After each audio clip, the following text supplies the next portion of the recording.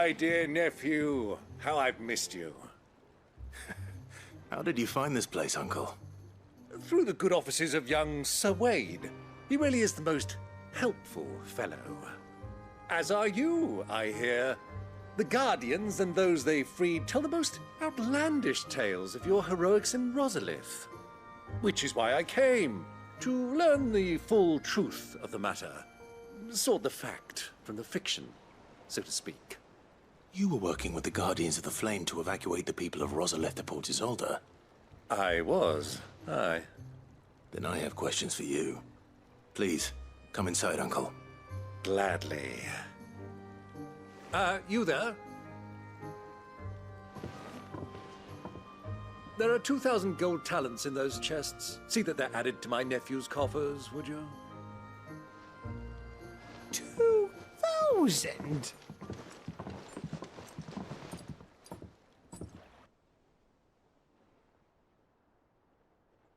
And I'm afraid that is all I know. A fleet sailing south past Port Isolde. Most intriguing. Forgive me for not being able to tell you more. I hadn't the faintest idea Kupka withdrew wounded from Rosalith. Still less that my own nephew dealt the decisive blow. What do you think, Vivian? I think, with this news of the Dhalmekian fleet and recent reports of the Royalists' movements, that the final piece of the puzzle has fallen into place. Come here and I'll show you.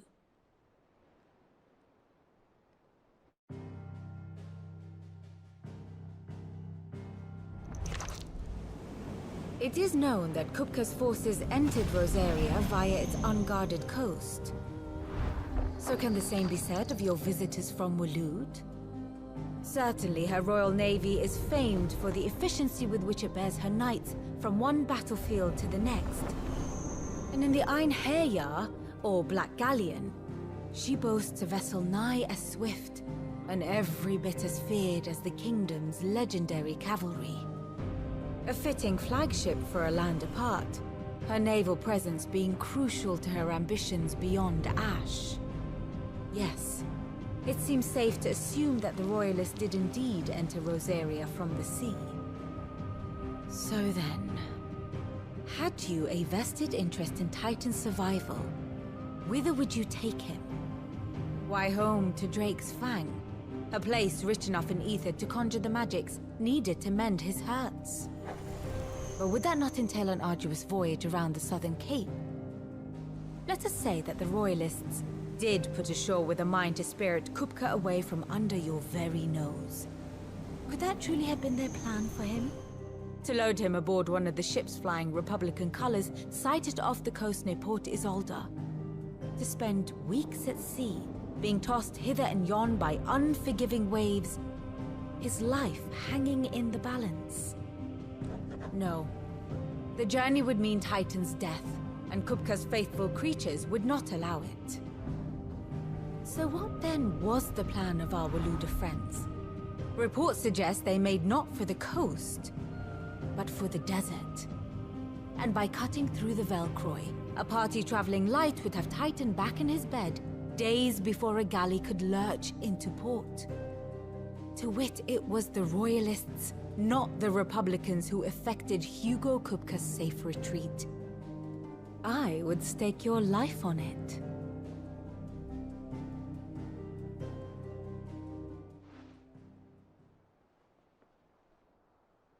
So it was the Waloeders who spirited the wretch away. Now I think about it, there was something a little strange about the ships I saw. The men seemed almost crestfallen, as if in mourning, as if they believed, or were made to believe, that their master was dead. You have a keen mind, Lord Rosfield. And you have your answer. To find Kupka, you have merely to follow the Royalist trail across the Velcroy. It may well have gone cold by now, but as they say in the Republic, all roads lead to Drake's Fang. Allow me to accompany you part of the way. As luck would have it, I had intended to journey Canverward on business after visiting you here. The Fang would be but a short detour. I'd be glad of the company. Give me a moment to make ready. I need to tell my friends what we've learned. And where we're going. Very well, but be quick about it, my boy. Time waits for no man.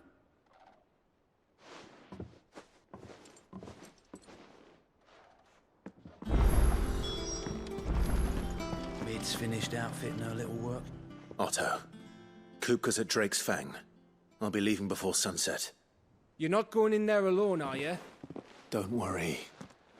I'm not going there to destroy the Mother Crystal. All I'm after is Kupka's head. I won't risk any more than I have to. I promise. The Lancer and the Fang are all Kupka's personal fiefdom. You have any trouble on the way, you ask for Rosina Dalamil. Some call her the Desert Hare. Who is she? An old associate of Sid's. And only Sid's. All I know is the name, and that they used to meet at the Dalamil Inn. We've heard nothing from her since he died. But I'm thinking maybe the new Sid might be able to bring her back into the fold. Thanks. I'll keep that in mind. So, what about your uncle? I mean, he's welcome to stay, but... Don't look so worried. He'll be coming with me. Thank fuck for that. Gav, Otto, I'm leaving you two in charge. You can count on us.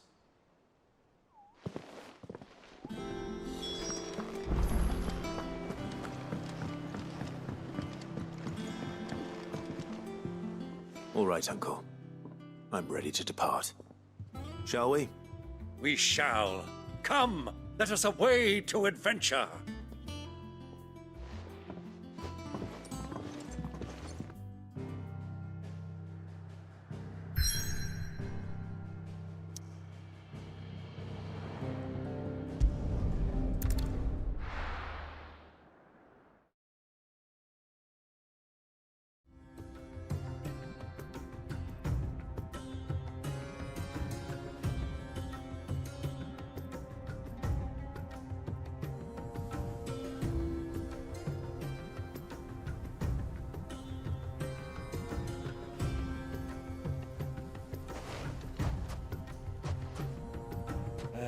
I was a young man when last I walked this path.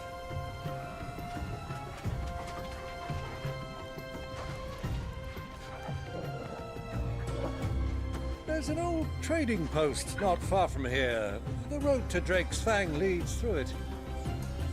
The trading post it is.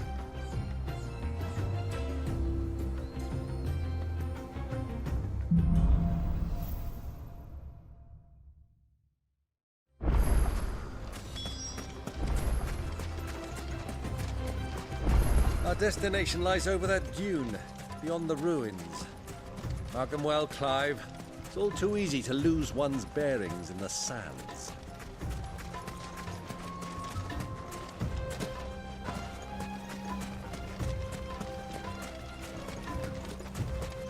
Many years ago, when you were just a boy, you and I rode this way together, accompanying your father on a scouting expedition to Drake's Fang. He let me come with you. I'm not surprised you don't remember. It was just before Joshua was born. You were so eager to be there when your brother arrived that you whipped your chocobo too hard on the journey home and fell from the saddle. I shall never forget how Elwyn fussed over you as you sat in the sand, bawling like a babe.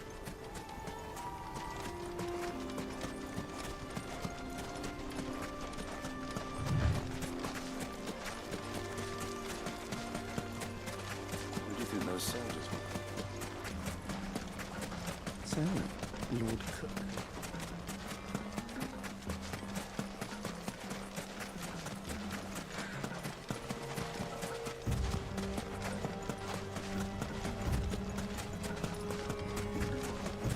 Ah, there she is. The good old Dalamil Inn. Do you know, this heat has given me quite a thirst. Quick drink before we press on?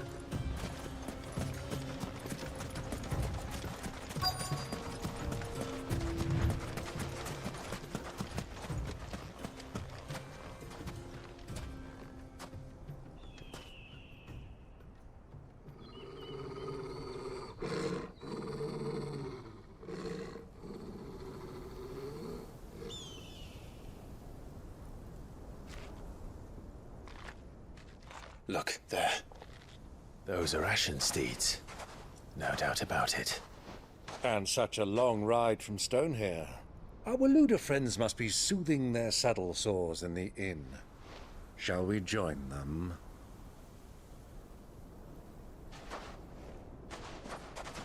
Run along and play now, Torgal. Dogs aren't allowed inside.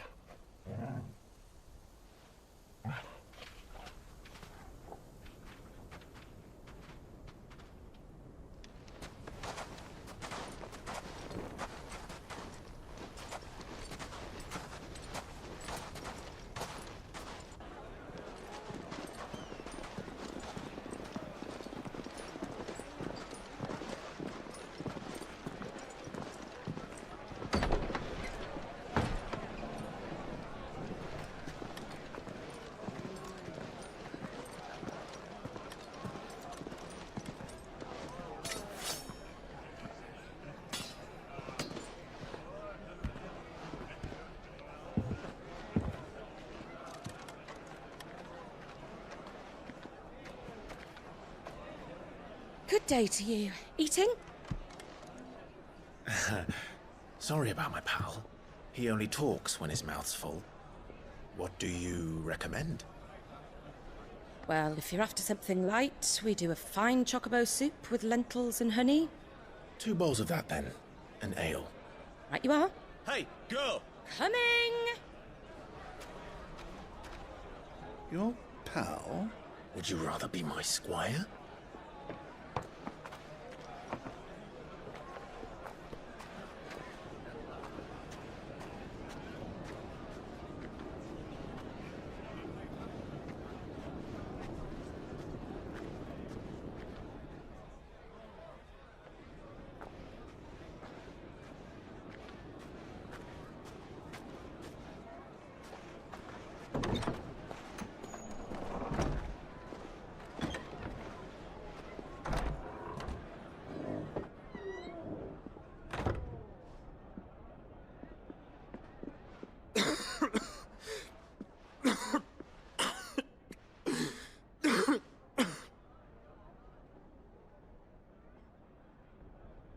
Your Grace, it is plain you are not yet well enough to travel.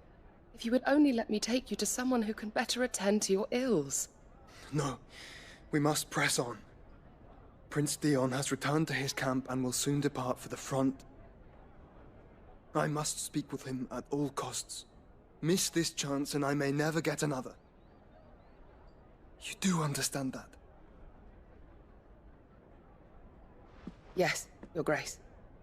But you must at least agree to take your medicine. I'll fetch you some water.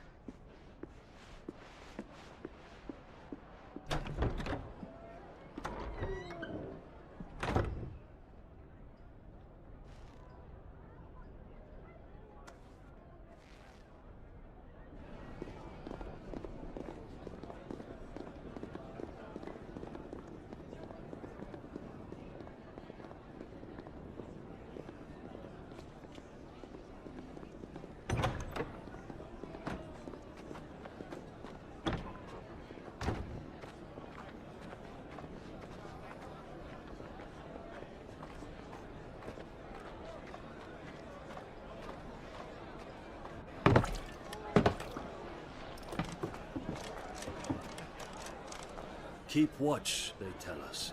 But all I see is sand. I hear they got our guest back to the Fang without any trouble. We'll be leaving soon enough. Why the Lord Commander dragged us all this way just to save that blockhead's skin, we'll never know. Dominant or not, he's a bloody idiot. That'll be Cooker, then. Well, let's get this down us. We've a long way to go. Hey, you!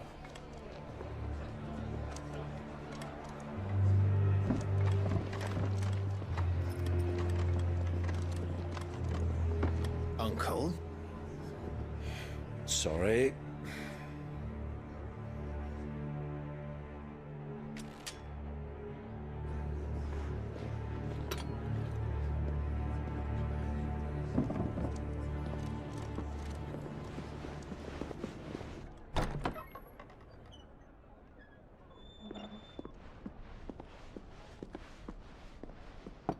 Can you walk, Your Grace? What's wrong? I fear trouble may be brewing downstairs.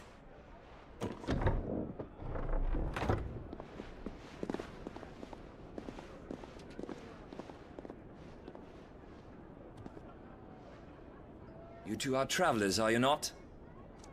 Me and my companions are strangers here. Perhaps you'd be good enough to accompany us a while. Help us find our way. Sorry, lads, but we've got business in camera that can't wait. Ah, I'm sure you could spare us an hour or two. Come on. Friend.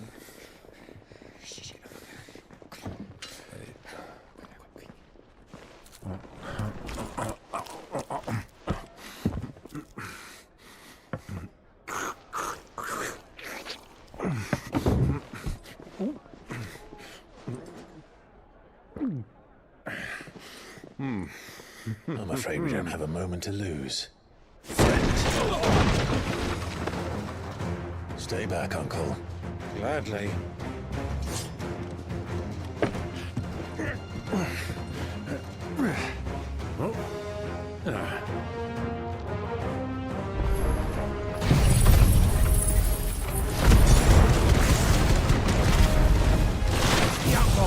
Take you! Bravo, my boy! Just like that! My turn!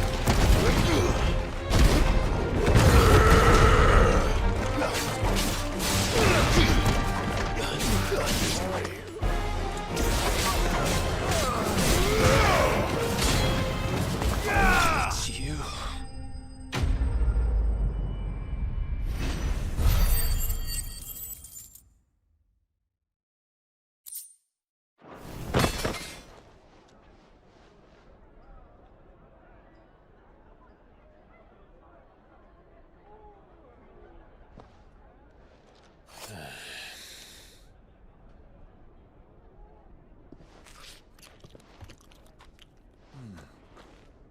For your trouble.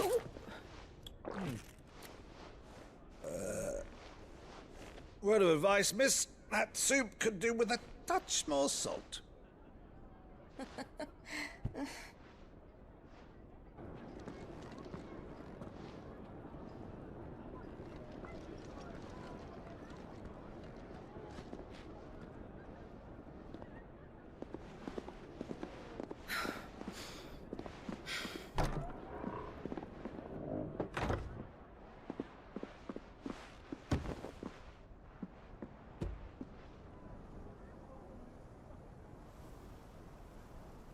Now's our chance.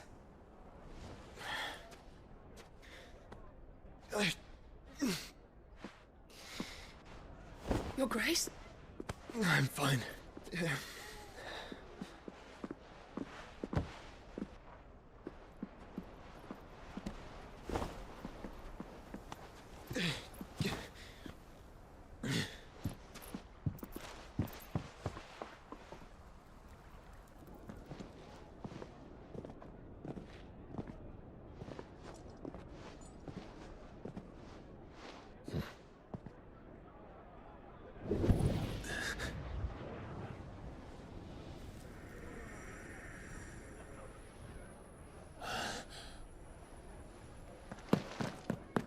Clive?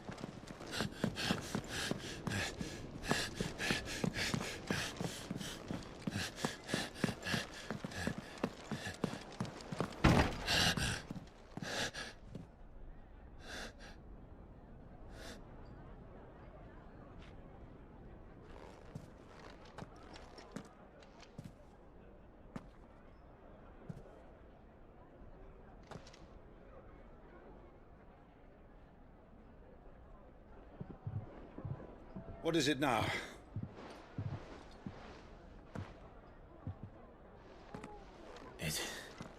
It's nothing. Let's go.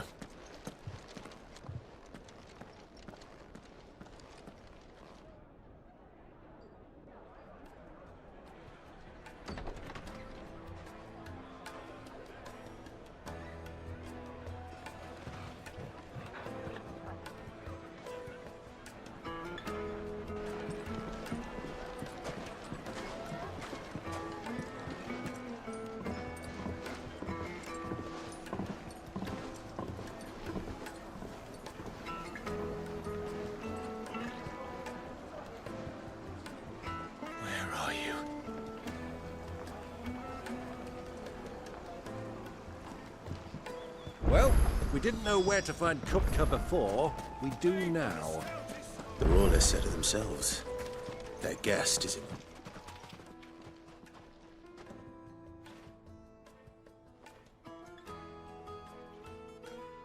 Ah, they've closed the road. And it's the only way from here to the Fang. It would seem Lord Kupka is not accepting visitors at present. We have to get through that gate. Not by force, I trust. We've attracted quite enough unwanted attention already. By guile, then. Perhaps the Desert Hare can offer us her aid. Rosina Dalamil, woman of mystery. But how will we find her?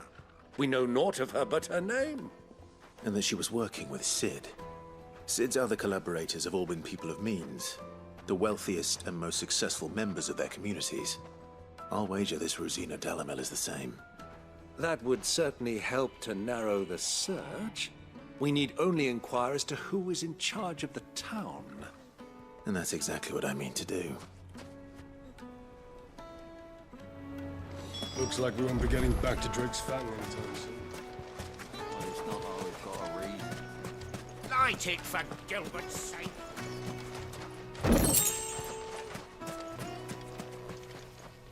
Anything I can help you with, travelers? Allow me.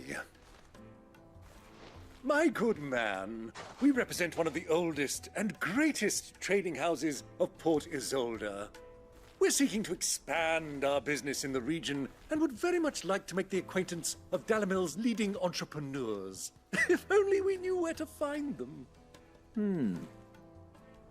Well, we're best known for our baths, our markets, and our smithies. I suppose you could do worse than start your search at one of those. Thank you. You've been most helpful. Oh, you wouldn't happen to know a lady by the name of Rosina Dalamil, would you? No. I can't say I do. Well, thank you all the same.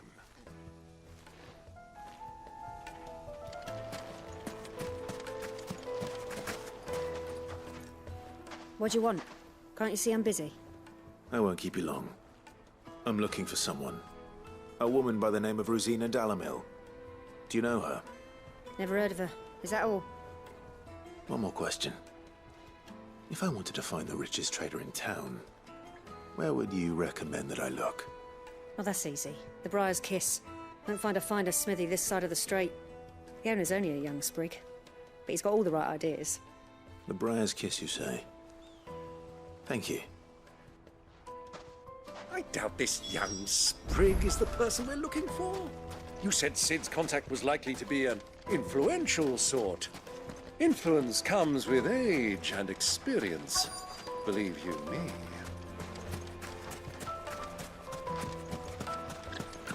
Mummy, I want to play with the crystal. How many times do I have to tell you? Can I help you? Yes, I'm looking for a woman by the name of Rosina Dalamil. A long-standing pillar of your community, I believe, from old trading stock. Then you should ask further. He's been here for years. Knows the place and its people like the back of his hand. And he's in with all the old merchant families. Try the baths. That's where you'll usually find him. Thank you kindly.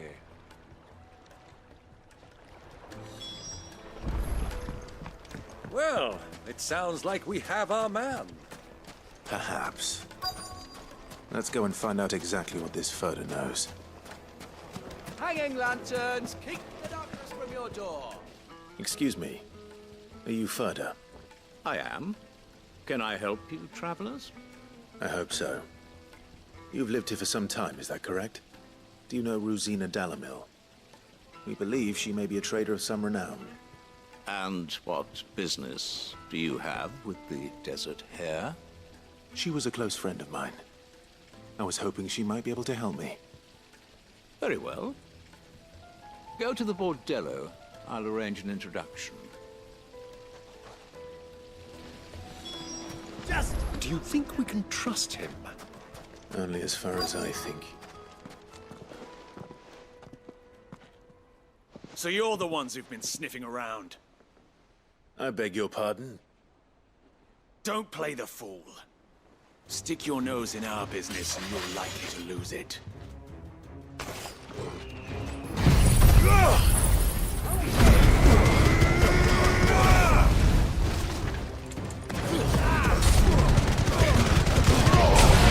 Titan!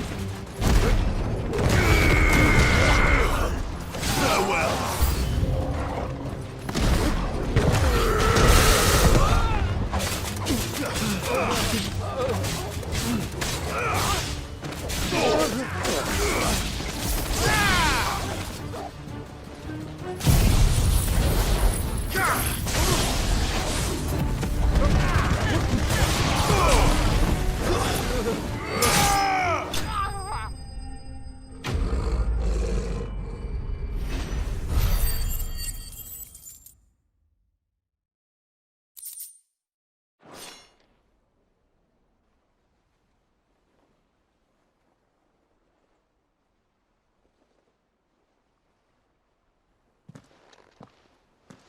Who are you working for? Him or her? Him. The boss. He wanted us to test you. Though one could hardly call that a test. Lord Ferda?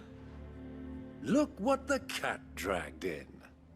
Your skill with a blade is rare indeed, my lord. A fitting talent for an outlaw. You know who I am. So what now? Call in the Men of the Rock and collect the bounty? That isn't my decision to make. Our work is done. Take him to meet his precious Rosina. She will be interested to make his acquaintance. Yes, my lord. To the Lock of Leisure, then. To the Lock of Leisure.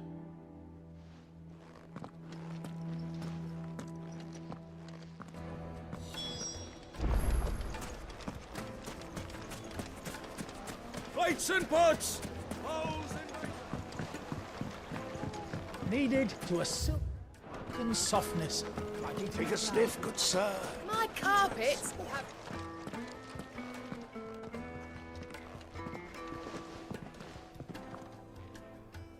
Is this the place? Lubo's Forge. The Briar's Kiss.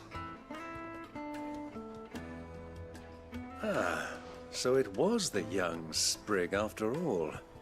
So much for Rosina Dalamil being a woman of experience. How wrong I was. It was an easy mistake to make, Uncle. After all, it must have been years since Sid last saw her.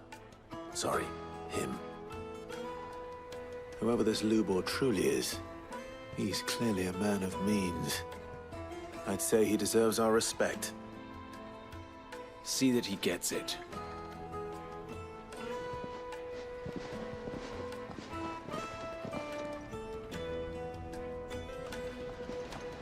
Lubor, Lord Ferda told me to bring them to you.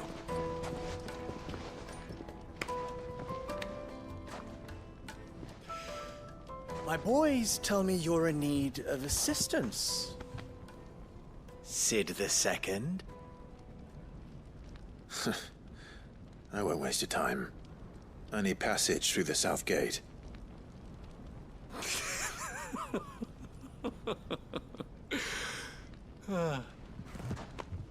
Tell me, what do you think is a merchant's most important commodity?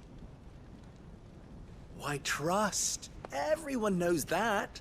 Without it, you have nothing. And nothing is exactly what you have. And so, for you, I, too, have nothing. I'm not in the business of helping every lost puppy that wanders in off the street. I'm a busy man, as you can see.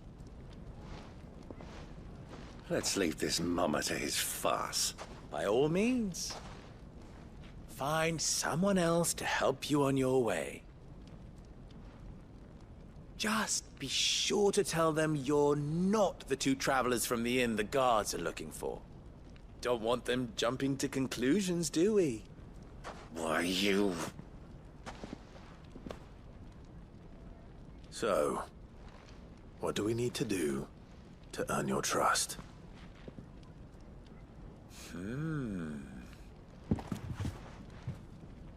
I like this one.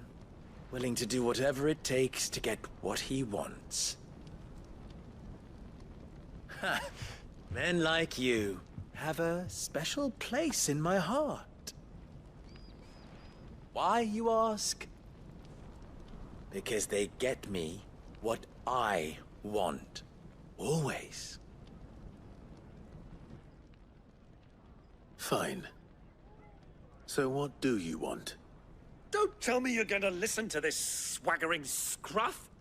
We might as well hear him out. It's only natural that an ally of Sid's would seek assurances of strangers. Assuming he is an ally, of course. 5 years ago, he would have still been a boy. And yet even then I had more good sense than a man, 5 times my age? But enough of the pleasantries. We were speaking of what I want. I want you to put an end to the trouble in Dalamil. Return to me when you have done so, and you shall have my aid. Until then, I bid you good day. What trouble? If you're going to give us orders, be clear about them, damn you! Manners, Greybeard. One catches more damselflies with honey than with vinegar. What did you call me? My apologies. A word of advice in recompense. Follow the crystals. Oh, but that was 3. Oh, I'm making this too easy for you. Ha! It will be easy. Solving his little riddle should be like dealing with him. Child's play. Let us divide our forces, Clive. I'd rather not drag this parlor game on any longer than we need to. All right. Good luck, Uncle.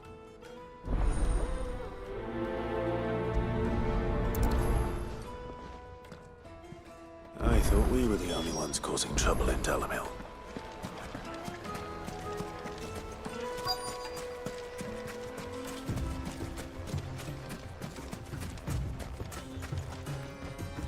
Excuse me. Is it true there's been trouble with crystals of late? You've heard, then? I've heard rumors. Damn thieves. Pilfering the crystals that were meant to fill our cups and light our stoves. Us common folk have hardly had a shard to share between us these last few moons. And it isn't as if we can buy them on the black market either. Whoever's taking them, they aren't sharing.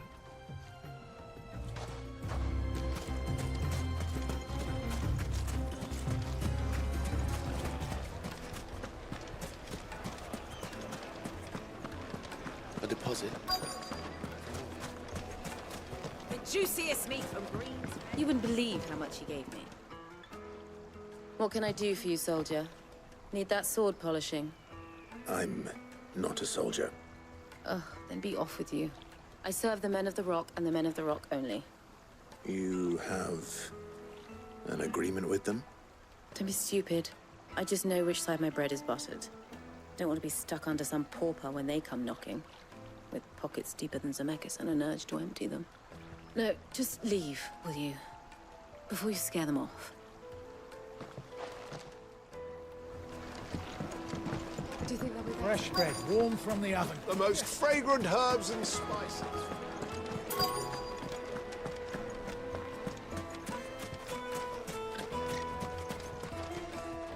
Do you have a moment?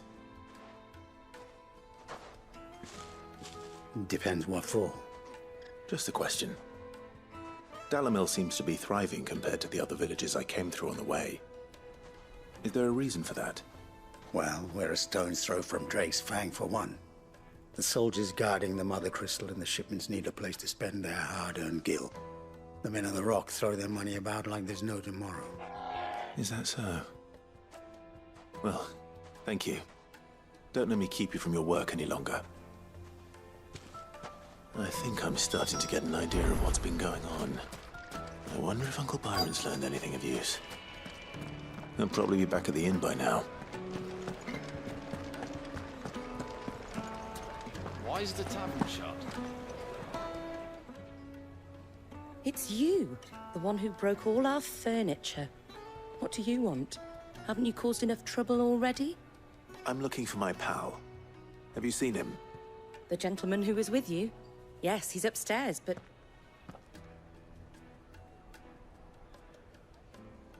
Thank you. I'll go and fetch him.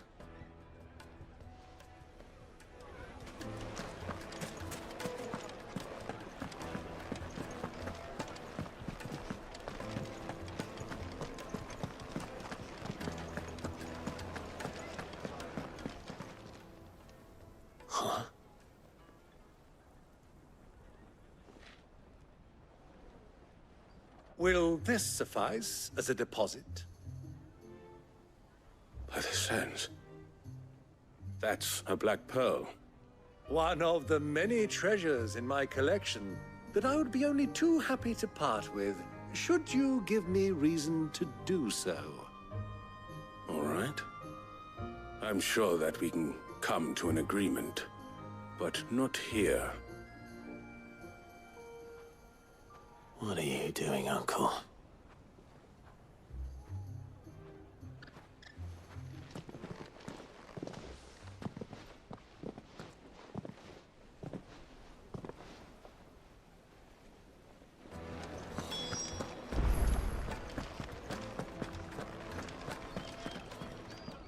Care to explain why you're giving gifts to Kupka's men?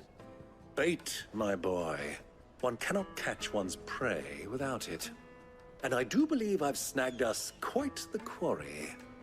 I started by asking around the markets as to where I might purchase crystals. I had no luck, of course. It's forbidden to trade in such things. But my uncharacteristic indiscretion just happened to attract the attention of those uniformed ruffians. They took me aside and said they could procure the crystal I sought if I proved I could pay for it. So the pearl was your proof? I thought they'd ask for more. A second-rate specimen like that would only fetch 500,000 or so. A small price to pay for admittance to the underworld. But enough about my little act of subterfuge. What did you discover? That the supply of crystals has dried up of late. And some people seem to think they're being stolen.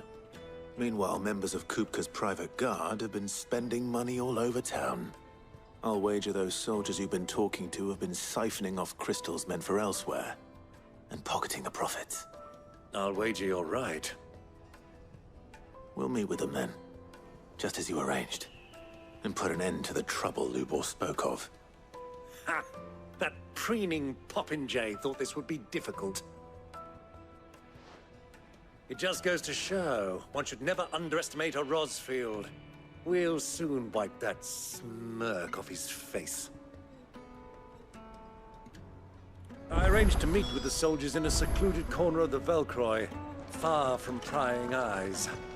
The perfect place for a spot of double dealing. Trust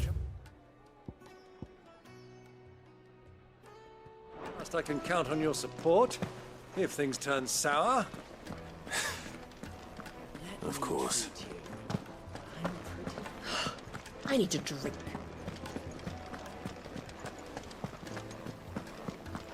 Fucking men of the wrong.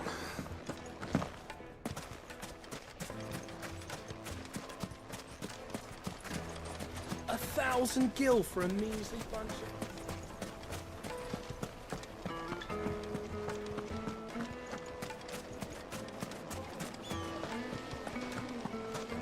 Sweet incense! What candle?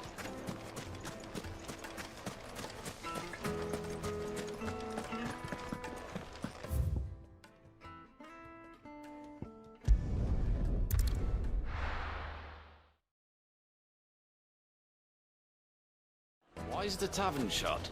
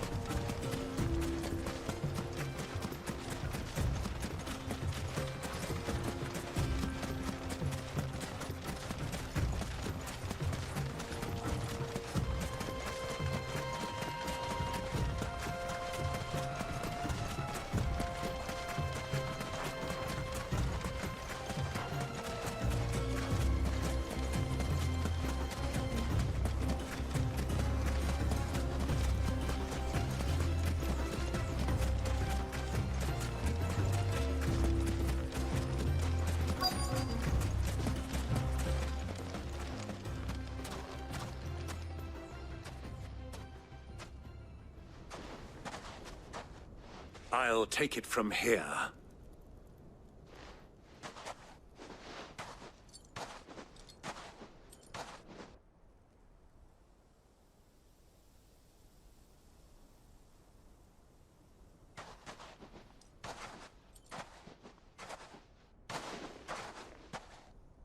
I was beginning to think you weren't coming, my lord. You've brought your contribution? All the silver and stones I could scrape together at such short notice? You brought the whole 500 talents.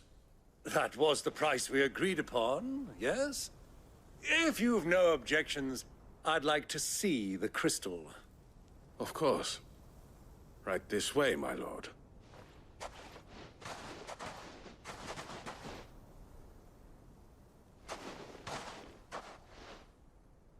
Not bad at all. You weren't lying about the clarity. But what of security? If I were to be stopped on the road, what guarantee have I that it wouldn't be seized as property of the Republic? Because these crystals are no longer the property of the Republic. You're not buying from us. You're buying from them. And we have no more jurisdiction here than you, my lord. But we have ships, and will gladly deliver to a port of your choosing, now that our price has been met. Royalists, eh? What brings you here? Why, to collect their share of Drake's Fang's blessing, of course. Our nations are allies, and so they are entitled to a portion of the Mothercrystals' bounty. And being such good friends, we elected to increase that portion and share the benefits. And now that these crystals are officially property of the Kingdom of Waloed, we are duty-bound not to interfere, no matter where they might happen to end up next. Did you get all that? They're in cahoots! So it would seem. My lord!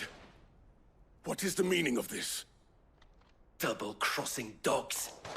They're not here to do business. Kill them. Kill them both!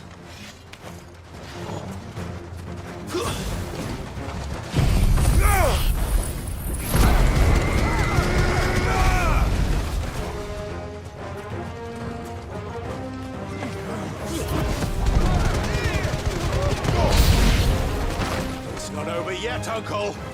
Good! I'm just getting warmed up! Babu! Soil and stone!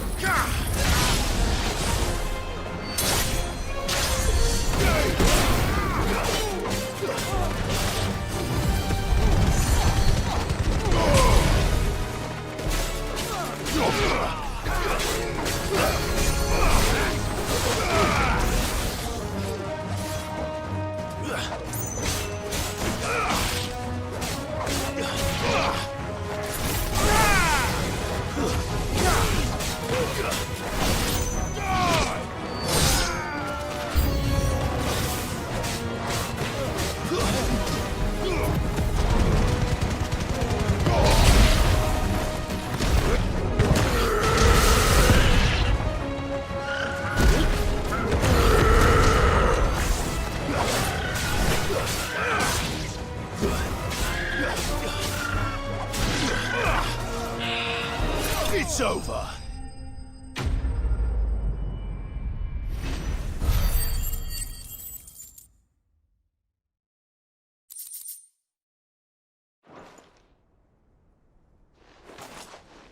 Well, that wasn't too bad.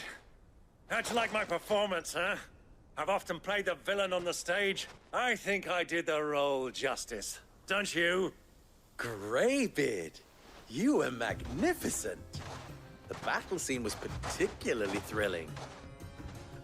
Such a shame you didn't have more of an audience, but perhaps that's for the best. How long have you been watching? Long enough to witness your uncle's sordid transaction. I hardly expected one so venerable to degrade himself so thoroughly, buying one's way into the confidence of degenerates. Ingenious. This was the trouble you spoke of. The men of the Rock taking Crystalsmen for the common folk and conspiring with the Royalists. Well, now it's over. Indeed it is. The people of Dalamil had scarcely any means of redress against Kupka's men, let alone a foreign army. Until you two came along, that is.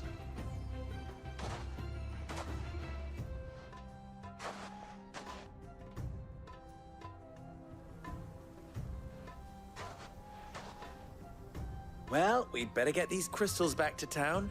You won't mind waiting with them while I fetch a wagon.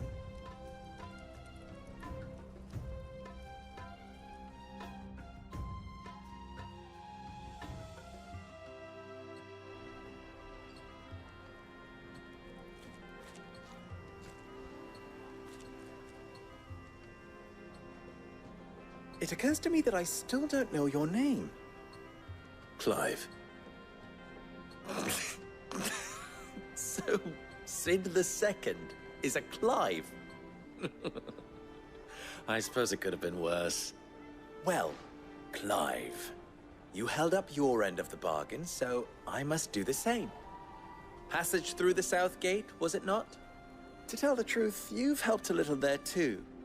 Many of the guards have already been redeployed to deal with the issue of their missing comrades. And those left behind have been encouraged to look the other way should you attempt to pass through. Thank you. And please allow me to cover your costs. You still have the purse I gave to the soldiers, I trust? I saw you pluck it from one of the bodies. Oh, dear. Was I really so obvious? And my name is not Greybeard. It is Lord Byron Rosfield, thank you very much. Nope. Thank you very much, Greybeard. Of all the... Ugh! Here, wear this.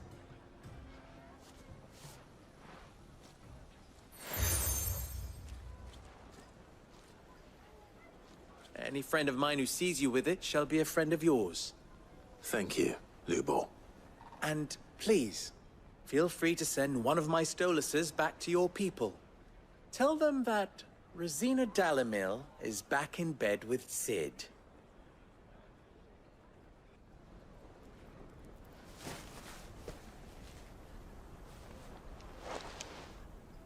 Omia Lostelan.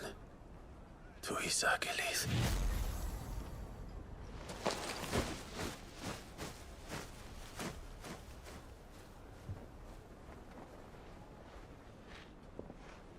I'm trusting you, Sid.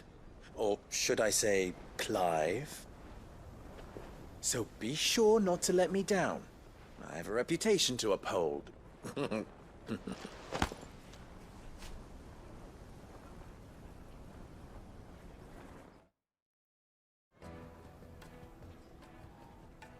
Well then, I wish you a safe journey south.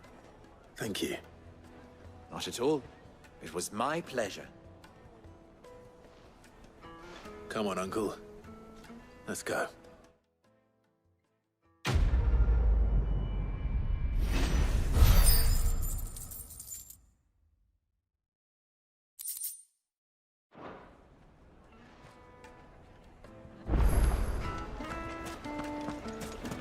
Is it true what I'm in?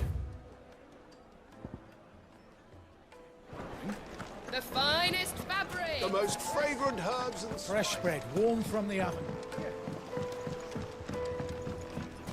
Made from the stoutest stoneware. Sweet inside. Ha! They've opened the gate. Lubor was true to his word. We should get going soon. Ah, I'm not too late. What is it, Lubor? A question that I neglected to ask earlier. Where is it that you're bound? To Drake's Fang. To finish Hugo Kupka. Just as I thought. Then allow me to share a secret. Drake's Fang is currently riddled with royalists. Tolmeki and Walud are allies, and as you have seen, their soldiers work hand in glove. But no nation has ever before allowed a foreign army to make a barracks of its holiest of holies. Not by choice, at least. And there's more. A man on the inside of the Fang has failed to report for several days. I fear there may be more trouble lying in wait for you on the road ahead. Isn't there always? If you're determined to beard the lion's den, then promise me one thing. That you will enter via the mines, where the guard is lightest. I've lost one Cid already. If I lose another, people will start to think me careless. I don't plan on dying. Not before Kupka does, anyway. Well, so long as you have a plan.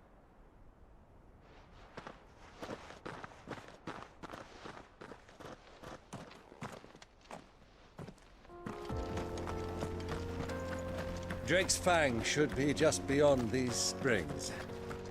Shall we press on?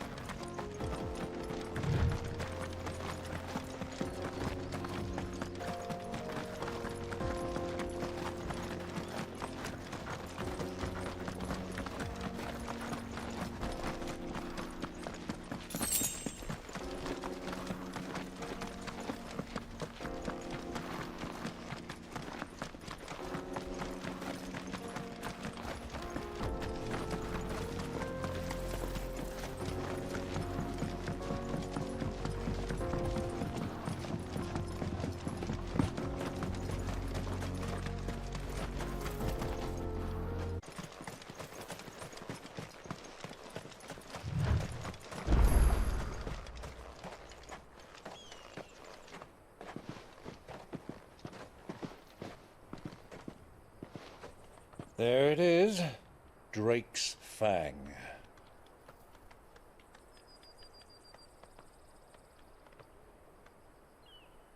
Kupka will be hiding inside. Along with goodness knows how many guards, all on highest alert. You'll need to keep your wits about you if you're to reach him. So be careful. I will, Uncle.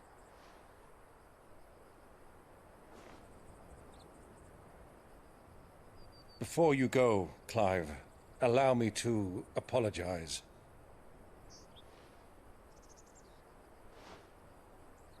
After what befell at Phoenix Gate and the crisis that followed in its wake, I fled. I retreated to my counting house and danced attendance upon the vicereine in the hope it would bring me favor. I betrayed my nation to save my skin. Like the coward I am. And I'm sorry. Uncle, please. It's not too late, Clive. Rosaria is yours by right, and there are those that would help you to take it back. Had I the courage of my brother, I might already have done so. But that ship has sailed. You, however... No. Forgive me, but I cannot. I fight to build a new world now. A better world. Where men can live and die on their own terms. I was raised in a nation that strove to improve the plight of bearers.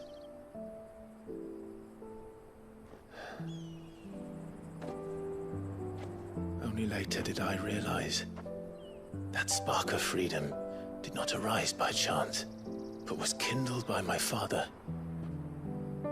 You would see me follow in his footsteps. And that is exactly what I mean to do. Not by ruling Rosaria, but by extending his ideals to the whole of the twins. Though every soul in the realm may judge my actions heresy, I am certain my cause is just. You really are just like him, you know?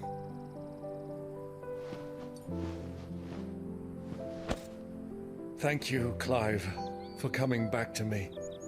I am proud to call you nephew.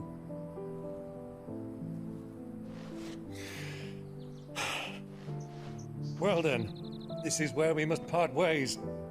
Wish me luck in convincing my Canvarian friend to share his considerable talents. I mean to plunder his coffers and prove myself worthy of a place in your merry band. Till then, my boy. Till then, go safely, Uncle. And you, nephew. We have much to catch up on, you and I. I shall expect you to regale me with the tales of all your adventures when next we meet. You can regale me too, Torgal.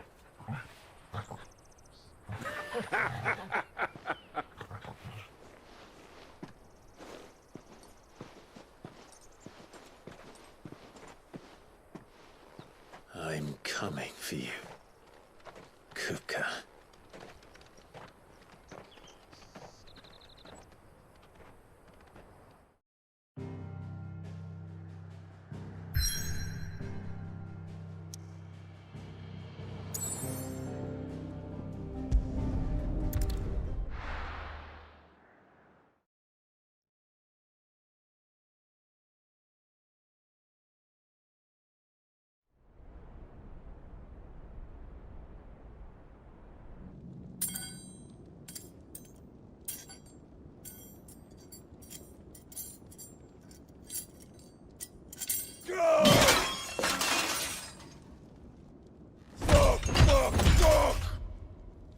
What have they start? What has that gutter rat done to me?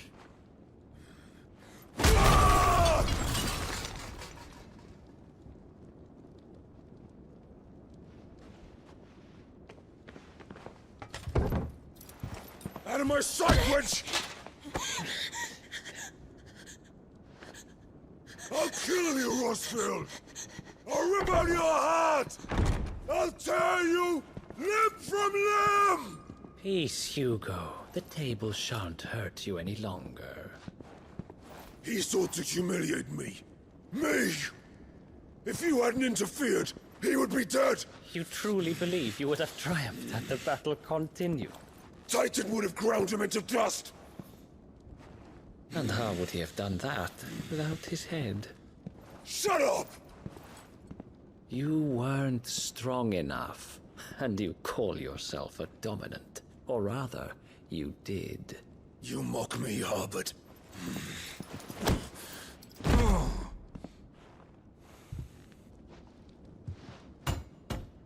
Do you see, Hugo? You are weak. Fuck! But so long as that fire burns within you, there is still hope. There may yet be a way for you to take your revenge. Tell me, what must I do? Please, I'll do anything. Just tell me.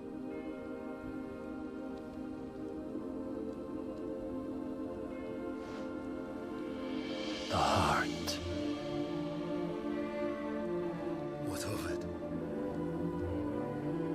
A Mothercrystal's heart is the most concentrated source of aether in all creation. Perhaps you could take advantage of that. Of course, the crystal would not yield her blessing to any ordinary man. But then, you are no ordinary man, are you, Hugo?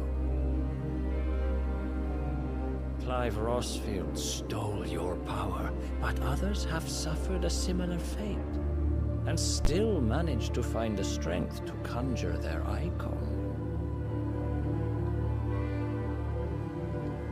Like Benedicta Harmon. She too drank of the aether and gained a power beyond human understanding. She did.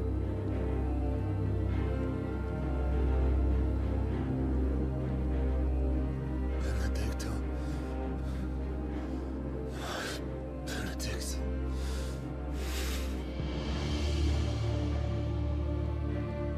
I'll do it. My love. I'll avenge you.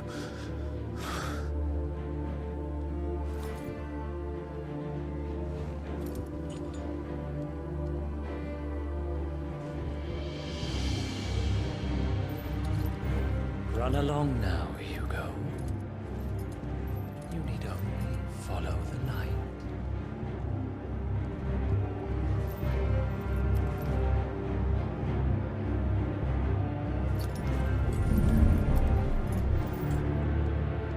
Muthos is here. Very well, it shall be so. You may leave everything to me, Your Majesty.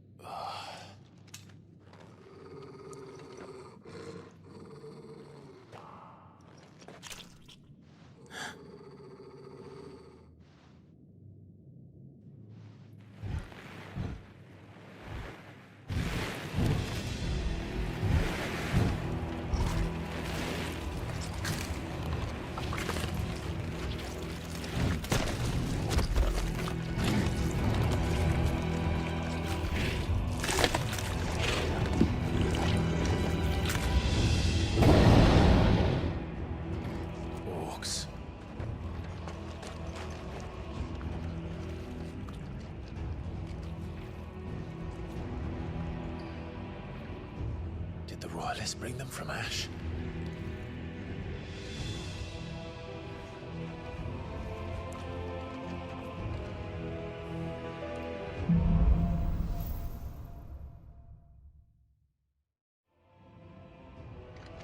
Are the beastmen part of the Waluda army now? How the hell did that happen?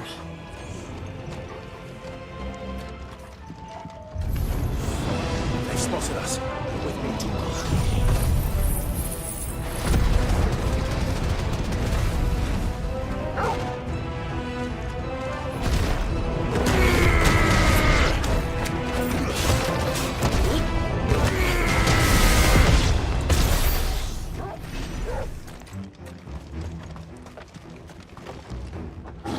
Taken over the entire mine.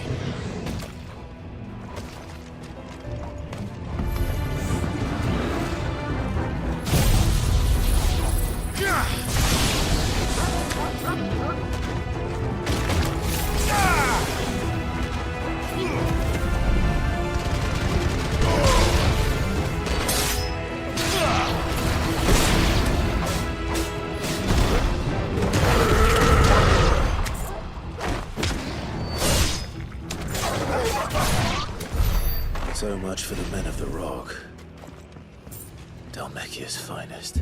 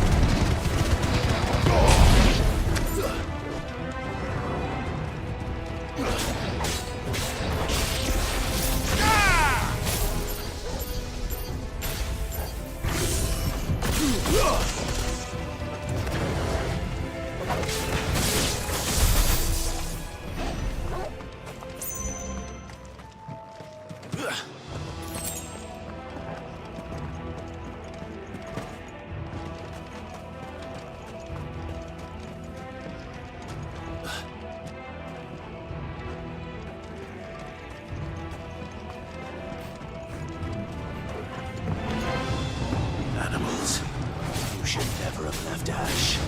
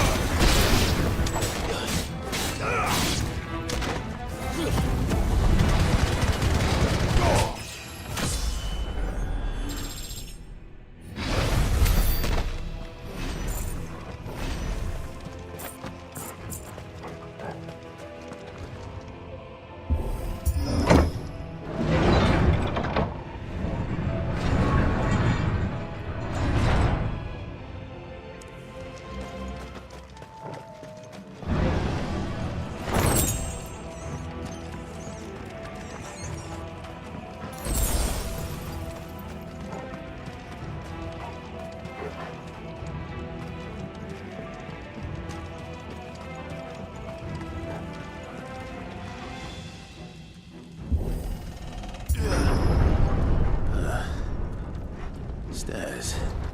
This must be the way out.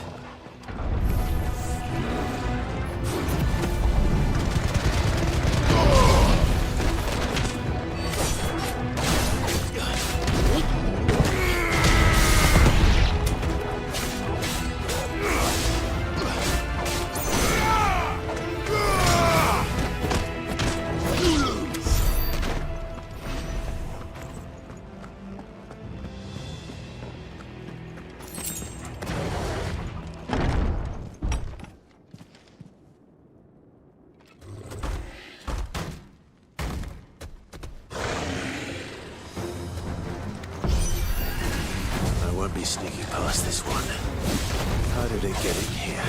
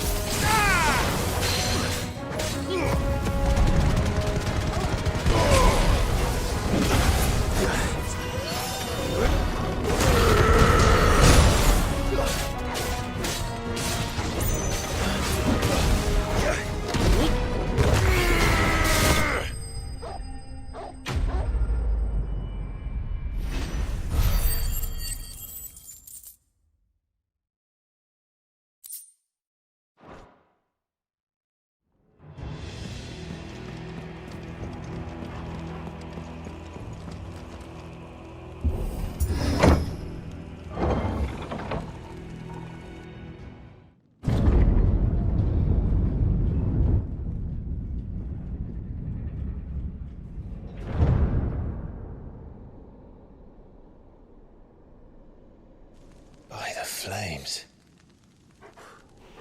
Come on, Torgal.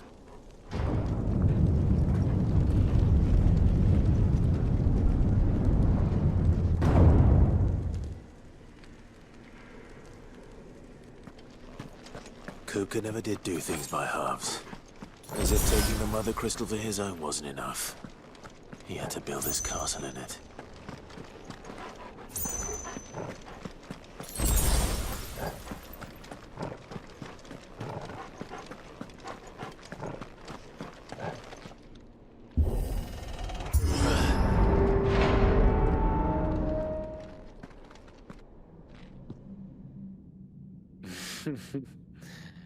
Let the trial begin.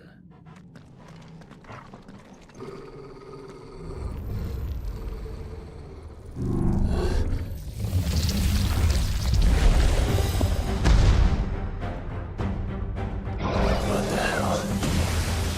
With me, Paul.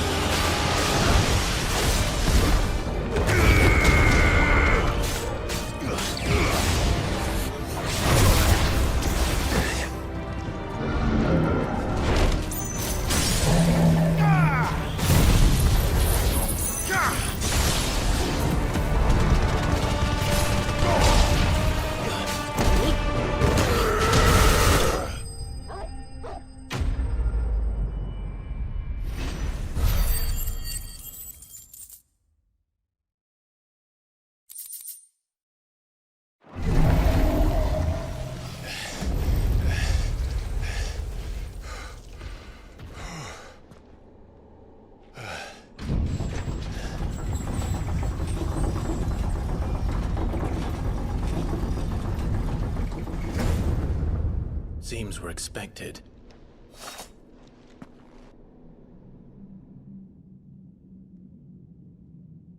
So this is the power of Mythos.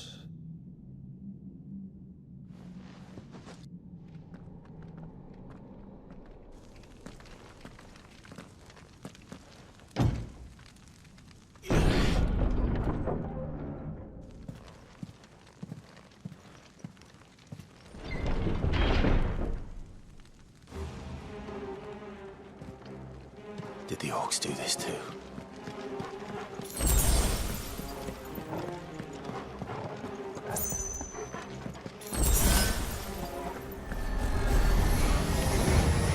More of them.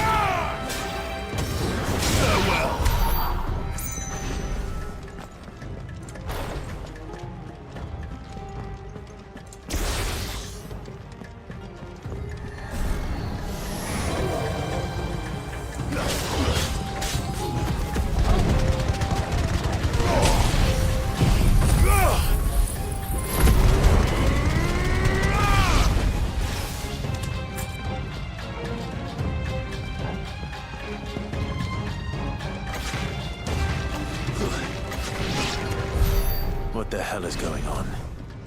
Are these things here for me? Or for him?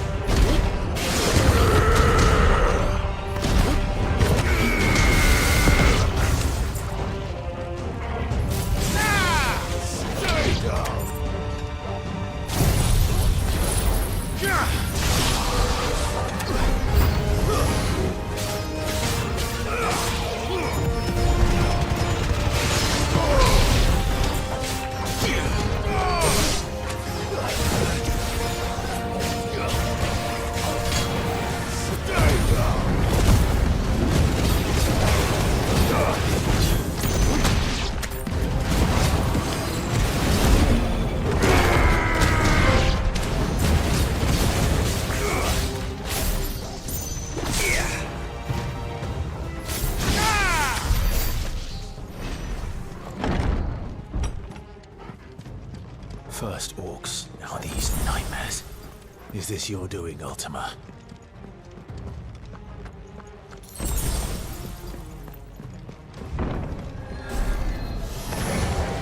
No holding back.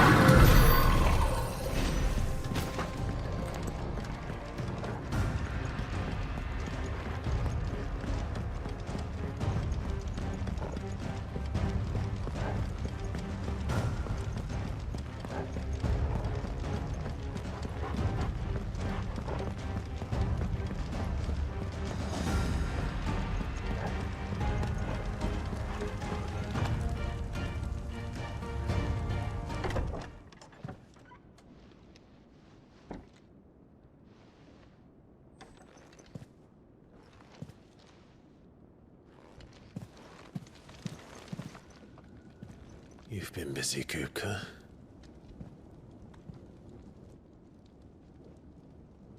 But where did you go?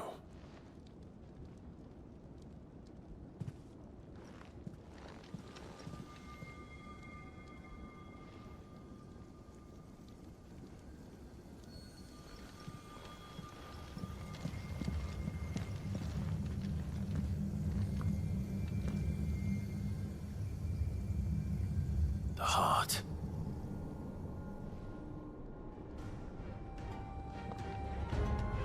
He's in the sanctuary. I can feel it. Come on, Toggle.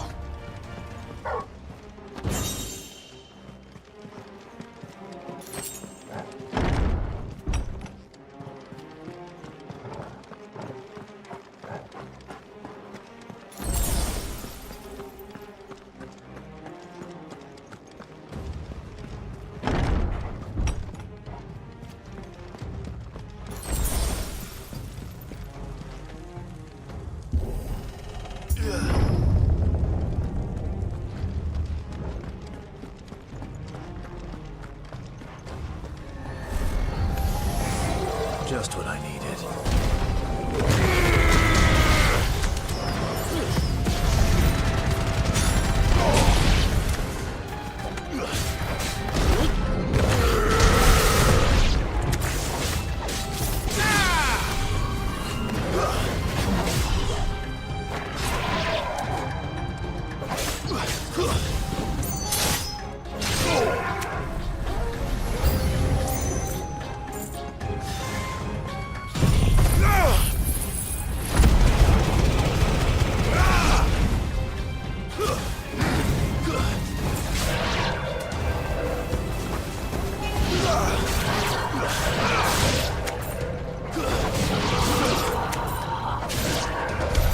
That better be the last of them.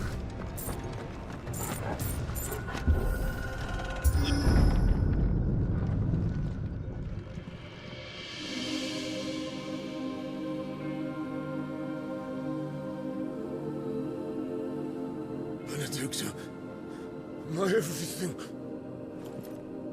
I've missed you so much. Kuka!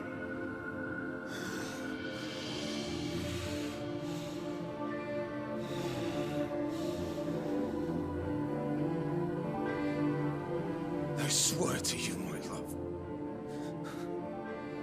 we will never be parted again. What's wrong with him?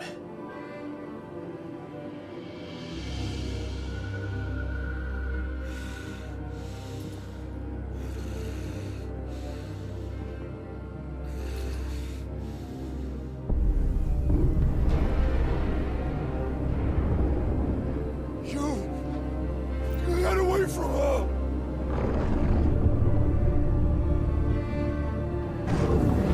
Benedicta!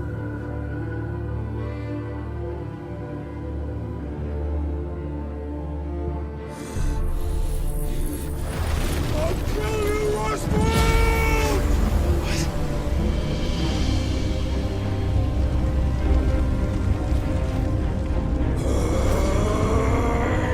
Oh shit, he's priming.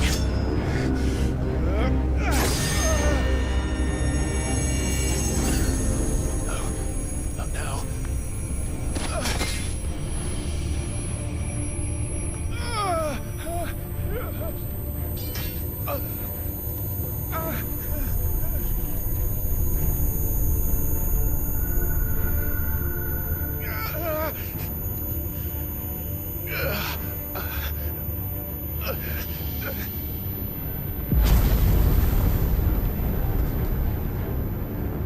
Come on.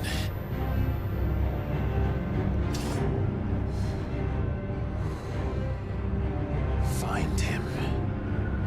You've done this before. You can do it again. Let the flames burn within you. No. Let them burn without. Come to me, Ifrit!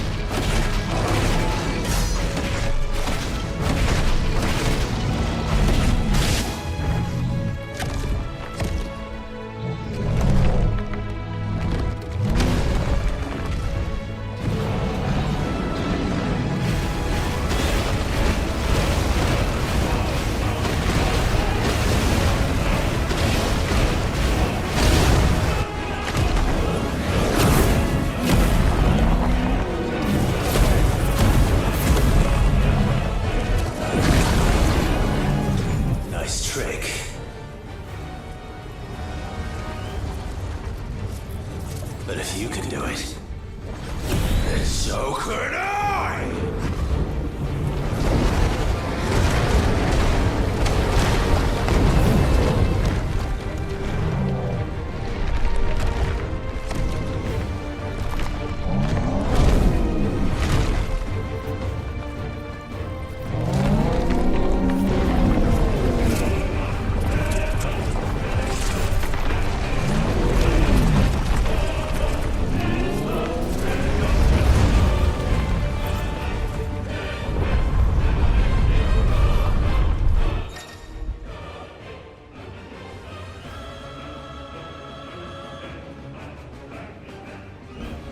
Let's give this a try.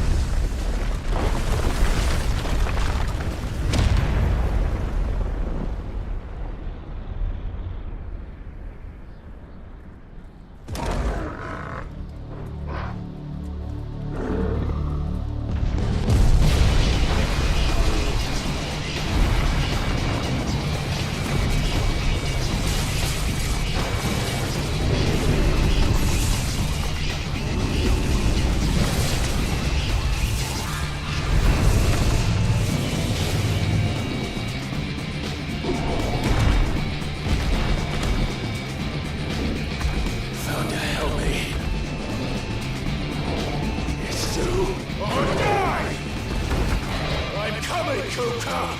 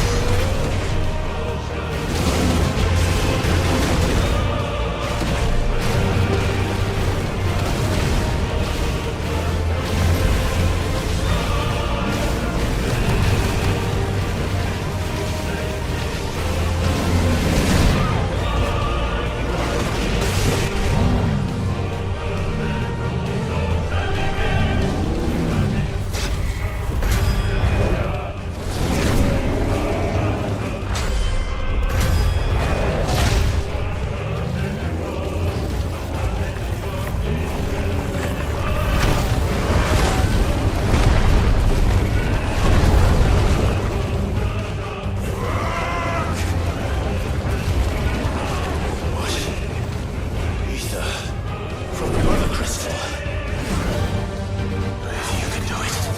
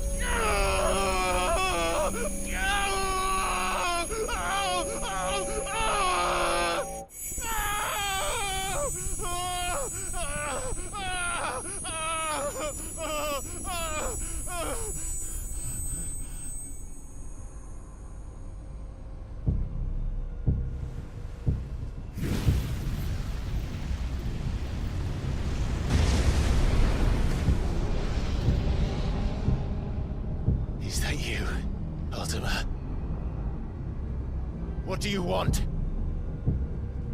Your soul is tainted with worthless human will, yet your thirst for power remains undiminished.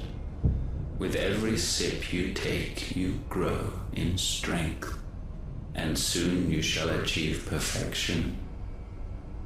I don't know what you're talking about. You will accept us, Mythos. It is inevitable. You were created for this purpose, and you shall serve it. Never!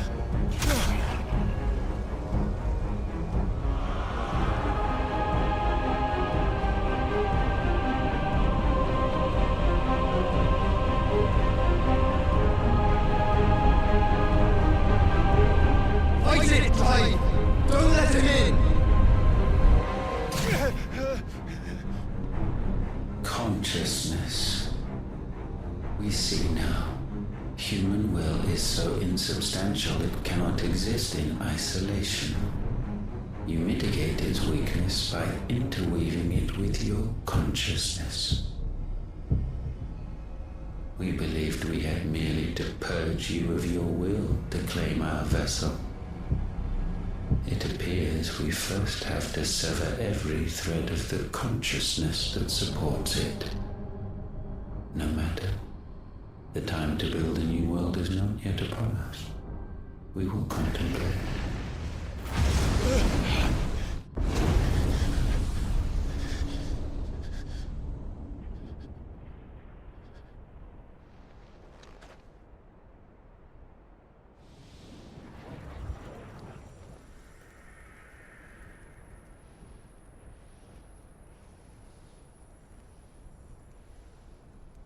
Thank you, Joshua.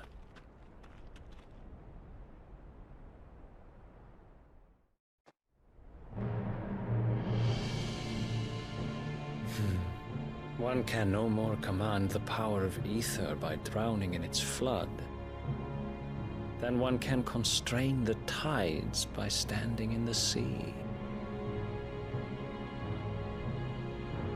I had thought Hugo wiser than this, but it seems his head was full of rocks after all. Titan was strong. Your Majesty. But Mythos is stronger. For 5 years, that man lived only for revenge. Clinging fast to a fiction, even as it swept him into the abyss.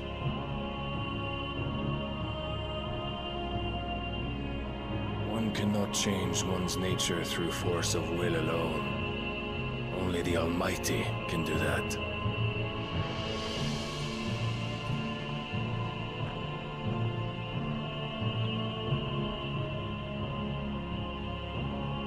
Hugo Kupka, the man who gave his life for a woman's head.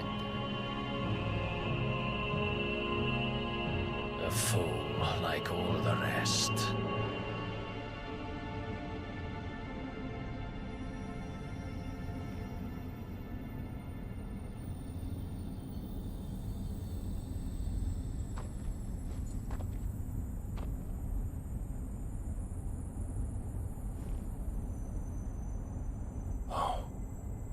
That the death of a Mothercrystal should be so beautiful.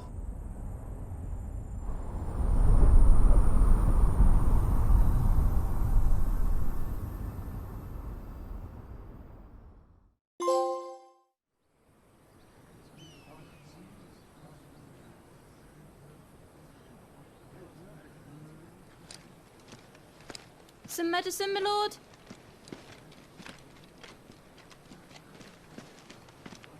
I have salves, potions, anything you need. Stop bothering me, urchin, or you'll feel the back of my hand.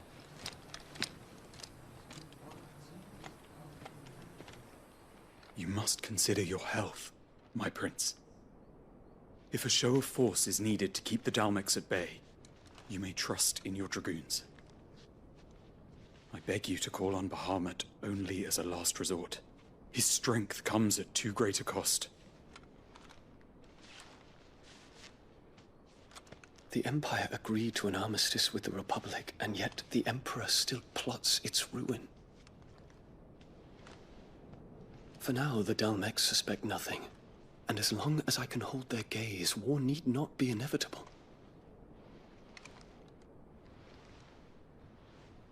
But more than that, Bahamut is the champion of the Empire. When our people look to the heavens, the sight of him gives them hope.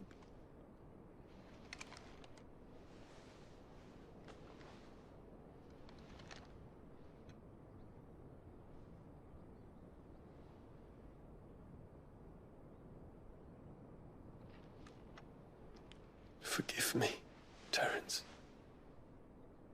Would that you were my master. But alas. I will always be your loyal servant.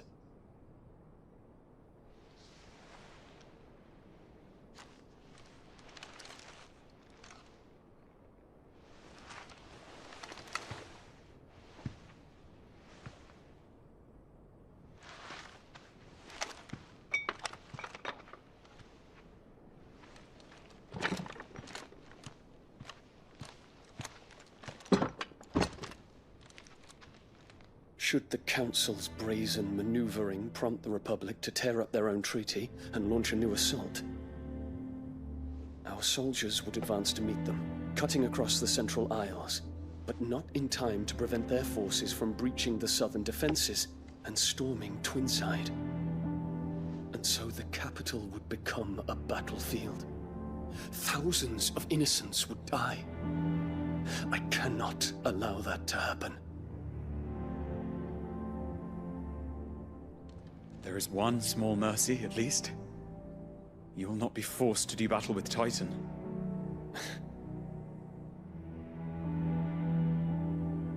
Would that I could avoid doing battle at all. 1,000 pardons, Your Highness. What is it?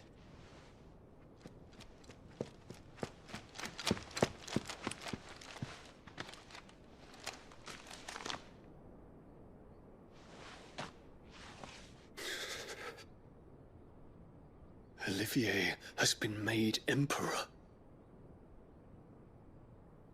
What is the meaning of this? My father's orders. What were they? Quickly! Yes, Your Highness. His Radiance requests that Your Highness maintain position here and... Ah!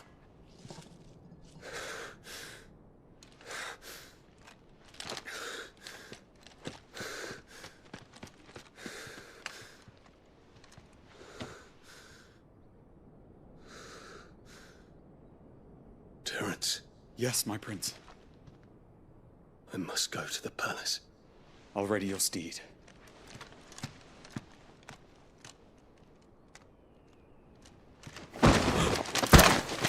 What is it now?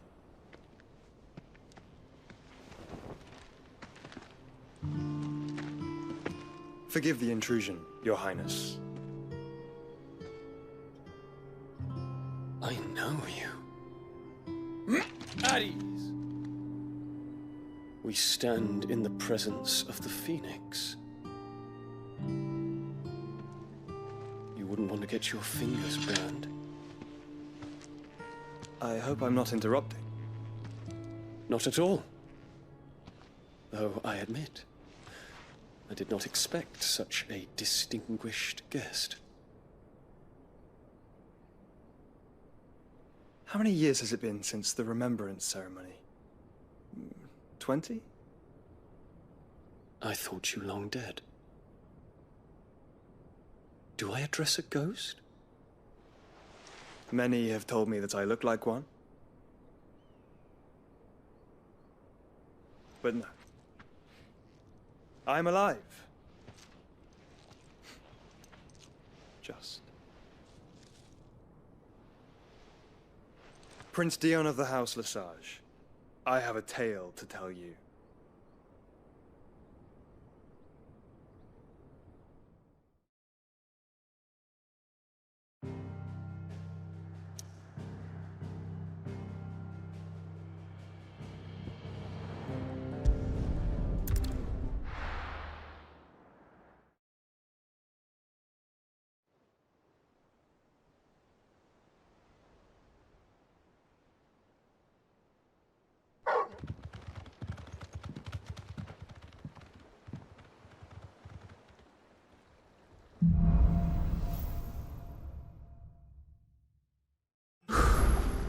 I'd better give Otto the good news. What way is there catching?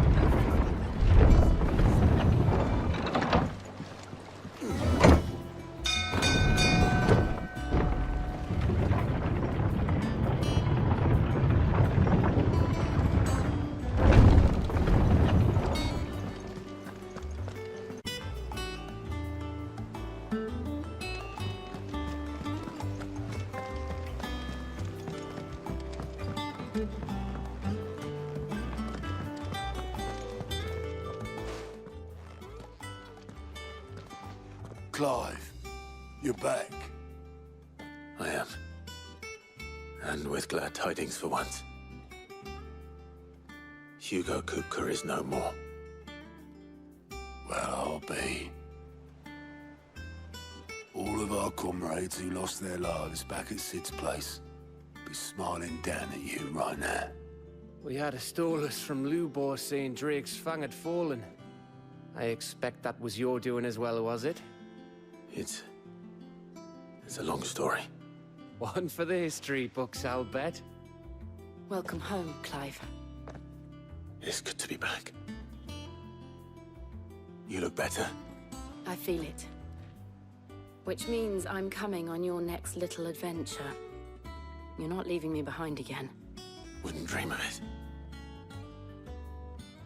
Otto, any word on the Royalist movements since I've been away?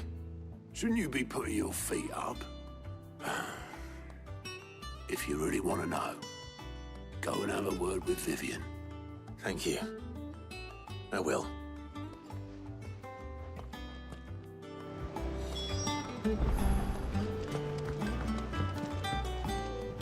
Ah, the conquering hero returns.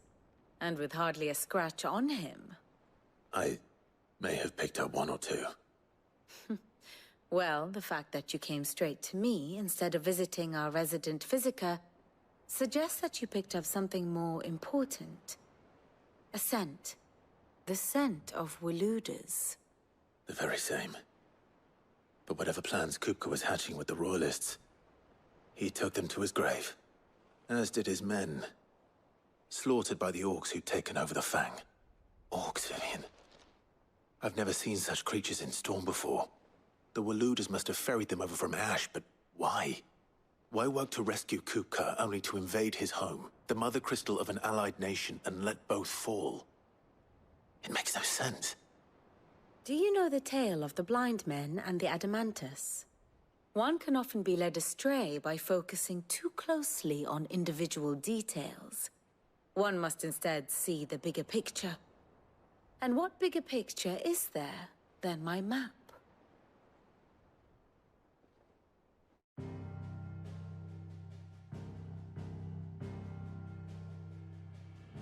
The Kingdom of Waloed claims dominion over all of Ash. It is a nation forged by the bloody conquest of Barnabas Tharm, the dominant of Odin. The Canvarian War of Independence in 849. The Battle of the Twin Realms in 865. The Battle of Belinus Tor in 873. Wheresoever his armies fought, Odin was found where the fighting was fiercest. But of late, the warrior king appears to have laid his sword to rest. Battle rages for control of the crystalline dominion. Yet Tharm sends not a single ship in support of his Dhalmekian allies. Meanwhile, the Blight ravages great swathes of Ash. Yet warlike Waloed shows not the faintest interest in laying claim to untouched lands. So why go to the trouble of sending an army of orcs into the heart of Drake's Fang, only to make no attempt to claim the Mother Crystal for Waloed? It can hardly be for lack of men. Tharm's armies rival any in the Twins. No. We have not seen the last of the Waluda standard. Odin will ride again. It is but a question of when. And on that day, who will be trampled underfoot?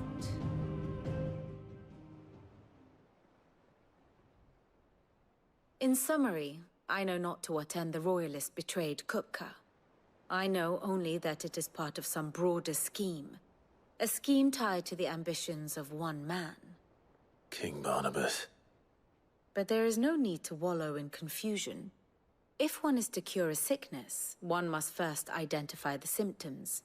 And your Lord Uncle has volunteered to do just that by keeping an eye on the Royalists' movements. He's really throwing himself into this. Indeed he is. Which means all that remains for us to do is await his reports. Well, not quite all in your case. The people of the Hideaway must hear the news. Justice has been done. Hugo Kupka is dead.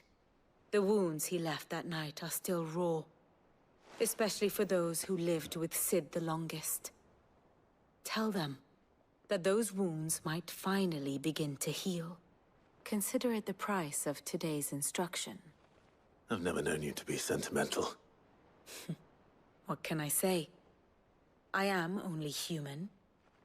And we are, all of us, sentimental animals at heart. I suppose we are. Very well. I'll go and spread the word.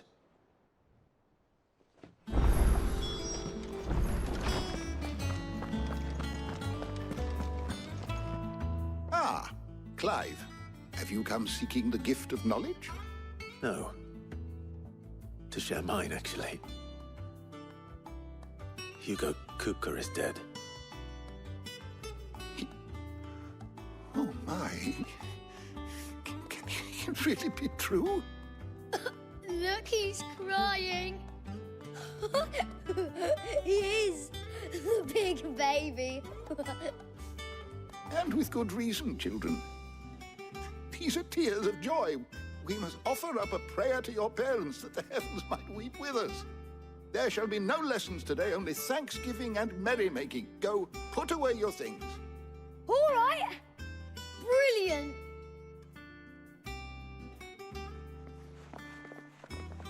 Finally, a new dawn has broken. It has. Thank you, Clive. I cannot wait to share the good news. Hippocrates.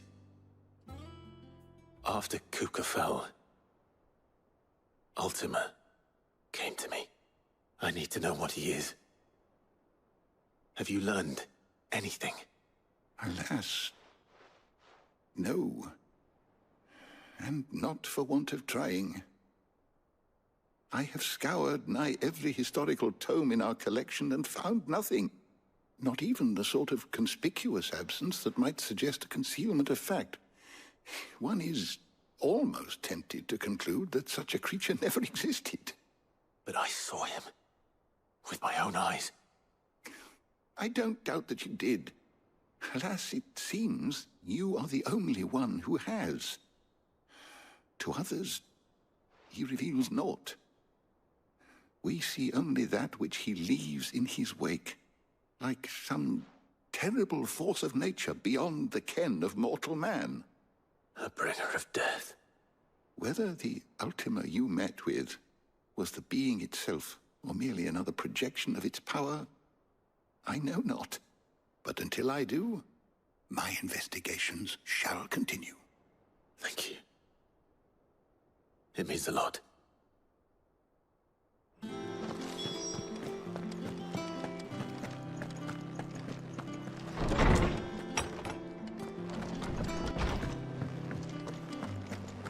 Thanks to Sid. Well, someone looks pleased with himself. It's true what I'm hearing, then? Nothing escapes you, Lady Karen. It's true. Kupka is dead.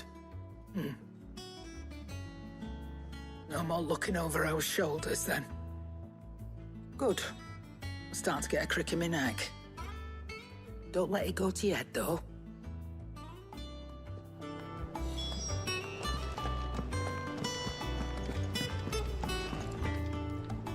Blackthorn, do you have a moment? What is it? I'm busy. I wanted to tell you that Hugo Kupka is dead.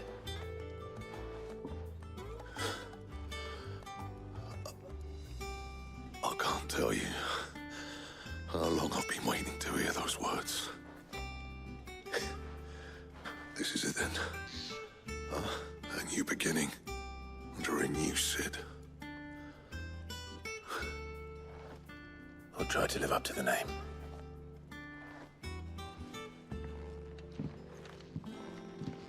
Right. Let's see if Otto has anything else for me.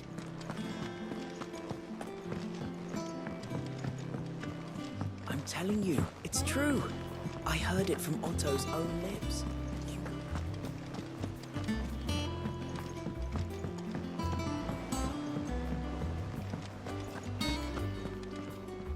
You barely sat down since you came home. Vivian got you running errands or something? Just spreading the word.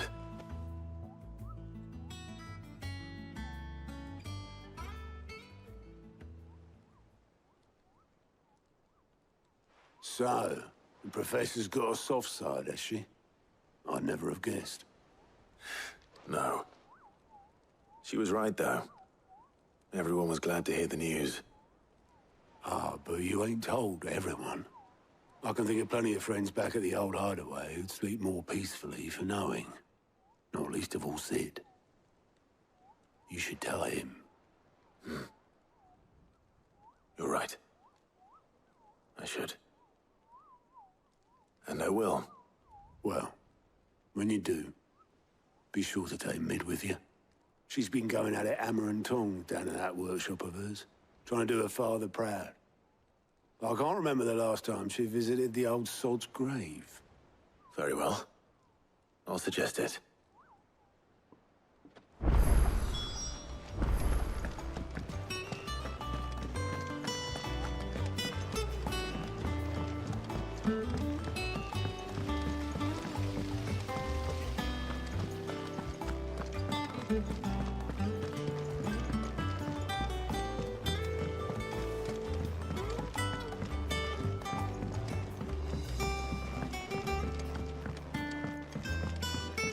Come up with something soon.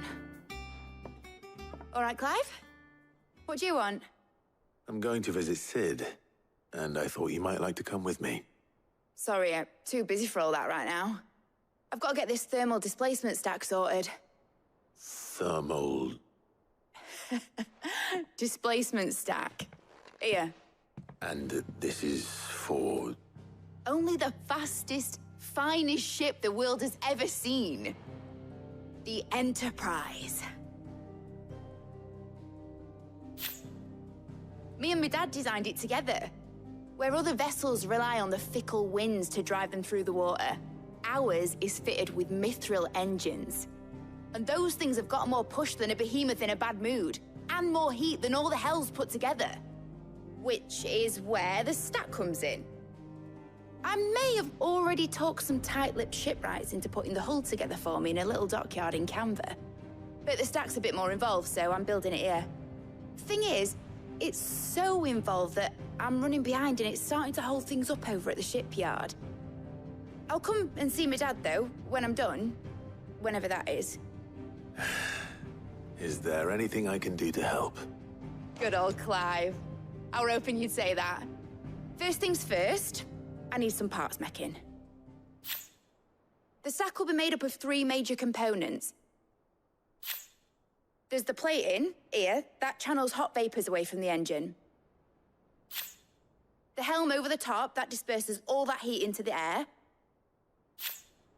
And the shielding around the sides. That stops the rest of the ship from going up in flames. A full suit of armor, then? Probably best to take it one piece at a time. Then you'll need to start with the plating. Everything else fits onto it. I've got the designs and the list of materials here. Show these to Blackthorn. He'll know what to do. I can't make head nor tail of them. Luckily, you don't need to.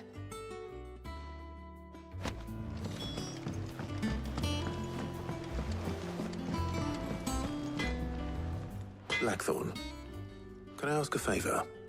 Out with it. It's for Mid. This my last chance to say I'm otherwise engaged. I'd spare myself the arseache. Go on then. What is it this time? She said you would know. Here.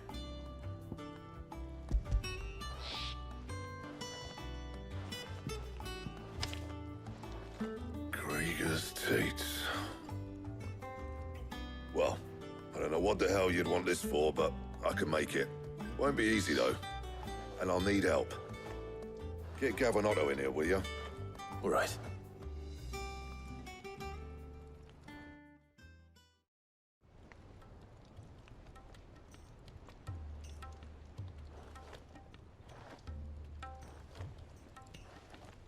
So Mid's roped us all in here again, hasn't she? Typical. Still, if that's what it takes to get her to visit Sid's grave, I'll do what I can. And, what is it we need to do, exactly? Take a look at this. It's this plating. The usual sword-grade steel won't work. We need something that can get very hot, very fast, and still keep its shape. That means an alloy. Something that won't break or buckle at the temperatures she's talking about. Which is where you lot come in. I need materials, and I've got my work cut out already. You'll have to fetch them. Now, there's a special kind of sand I'm after that you can only find out in the Valcroy. Stardust, they call it. As for the rest of the stuff, my usual supply should have it in stock.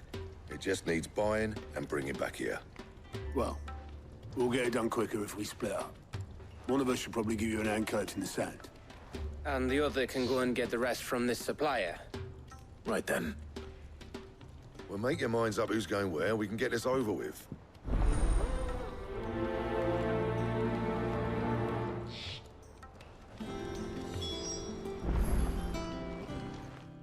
You going after the Stardust then, are you? Which one of these two lucky souls is going with you?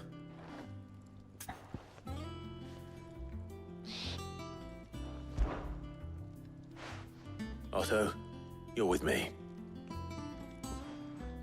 All right, then. Where do we find this Stardust, and how will we know it when we see it? There's a river that runs through the southern reaches of the Velcroy. It's the black sand that washes up on its banks that you're after. And I'm guessing you'll be needing sack loads of the stuff. Might be worth hiring porters at the Dalimil Inn. I'll head down there. See about finding us a wagon. All right. I'll meet you by the river. Yous two take care, eh? I'll go and see this supplier. Just don't let the bastard fleece you, eh? He wouldn't do that. He's Blackthorn's mate. Isn't he? Best of luck.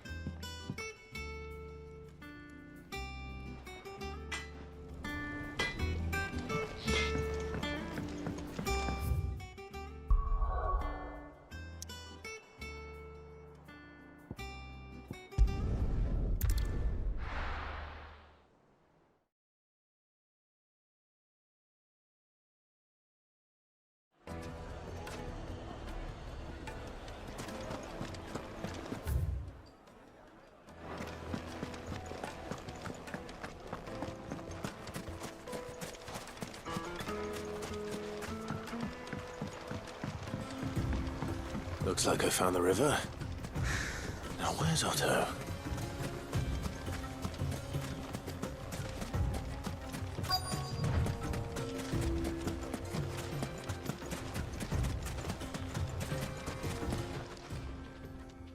Otto, sorry I'm late.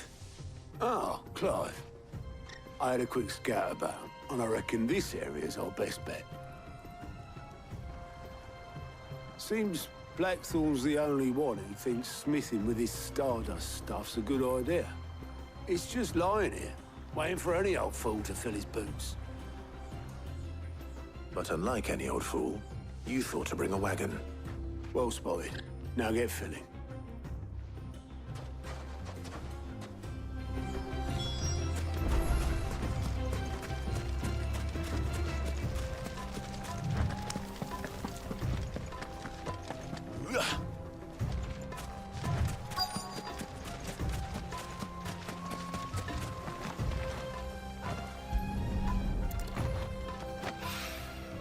So this is Stardust.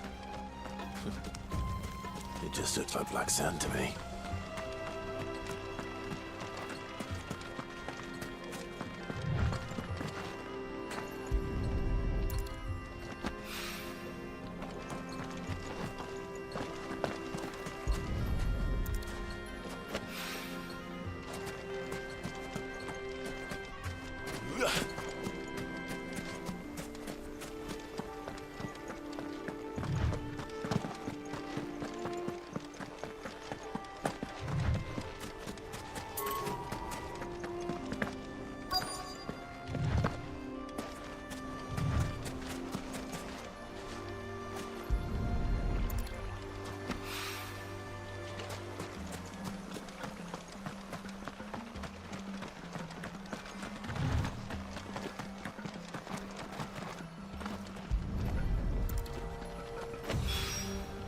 That should be enough for now.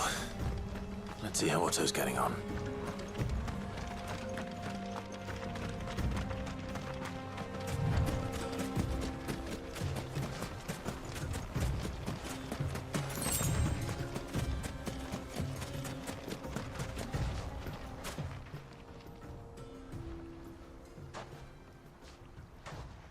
How much did you get?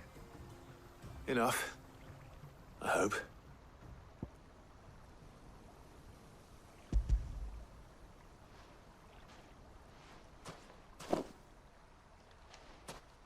more than me. Put it all together and I can't see Blackthorn complaining. Much. Here, Clive. Do you fancy a walk?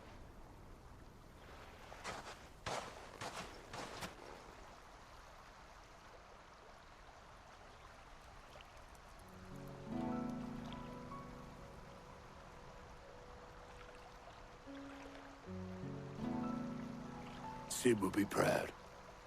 Of what? Of you, you idiot. The way you've carried on what he started. When we first met, I had you down as a spoilt little puppy who enjoyed nothing more than biting the hand that fed you. But 5 years on, you're the one doing the feeding. So thanks for proving me wrong. You weren't wrong. But I changed. Thanks to Sid. And thanks to you. When I suggested taking on his name, you were the first to back me. And if you hadn't, no one else would have. I couldn't have done any of this without you, Otto. Yo, give over. You're making me blush. All I did was choose hope over despair. I gave you a chance, yes, but you're the one who took it. You took a rabble of homeless, hopeless outcasts and put them back on their feet. Gave them something worth fighting for, just like the old Sid did.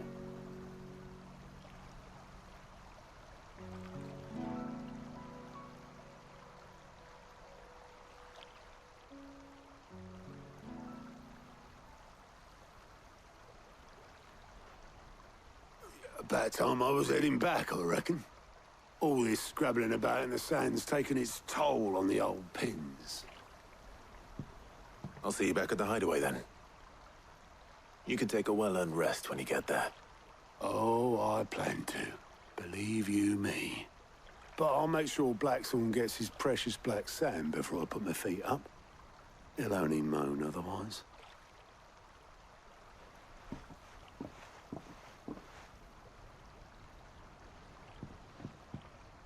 Right. Ready to go home, boy?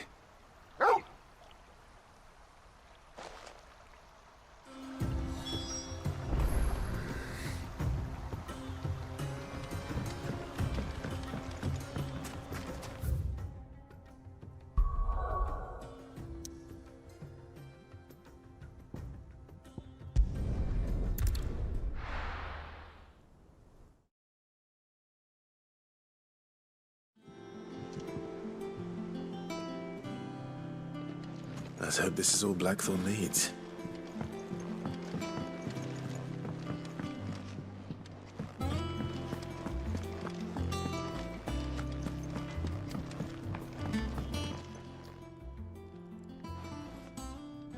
Blackthorn, got everything you need?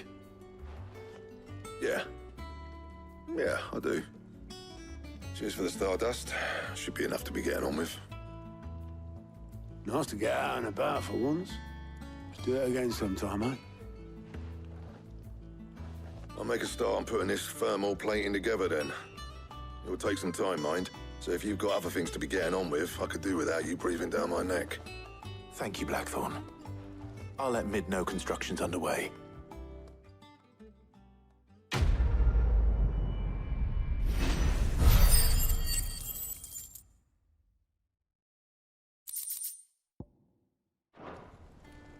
Suppose we'd better be getting back to work too. Give us a shout if you need anything.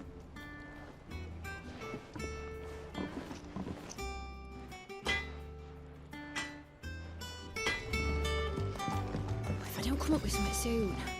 You'll be pleased to hear that Blackthorn started work on the plating. Excellent. 1 down, 2 to go. So, what's next? The helm, of course. For this, we'll be repurposing fallen scrap. Salvage from the ruins? I thought that material was all but impossible to work. Ah, but we don't have to. I'm sorry. Just so happens there's one particular ruin that's broken into exactly the right shape and size pieces for what we need.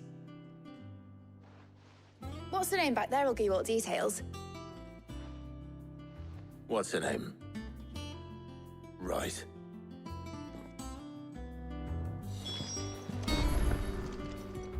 Oh, Sid, is this about the helm? Yes. Mid said I should speak with you. I'll show you the plans then. Here you see the mithril engine, in which mithril is burned to generate heat. That heat is then harnessed to produce motive force. Excess heat is dealt with by means of the thermal displacement stack, which disperses it into the surrounding air. Now, were we to rely on thermal plating alone to achieve this effect, the rate of excess heat buildup would far exceed the displacement coefficient of the plating. In other words, the reactor would overheat and eventually explode. This is where the helm comes in. It connects to the plating, you see, and serves as a sort of thermal sink to absorb all that excess energy. Our experiments have shown that fallen ceramics are remarkably thermophilic. They can withstand and absorb levels of heat far above anything we are able to make today. And not only that, they're also waterproof and immune to rust, making them the perfect material for our protective hood. Why, if sea or rainwater were to enter the reactor proper, it would vaporize instantly. The forces produced would tear the ship from stern to... You can stop there. I understand. Mid said we might be able to use parts of a fallen ruin. Where would I find it? Ah, yes. It's in Lorbert's Pass, near Lostwing. The thing is, well, I probably should have arranged to have the pieces we need brought here sooner. You see, a certain unwanted visitor has taken up residence there. It's no longer a matter of just walking in and taking them. It's, going to be considerably more dangerous than that. I see. Then I suppose I'd better deal with this unwanted visitor for you. Would that help? Oh, very much. Thank you, Sid. I'll gather my team and head there right away. We'll meet you outside the ruins.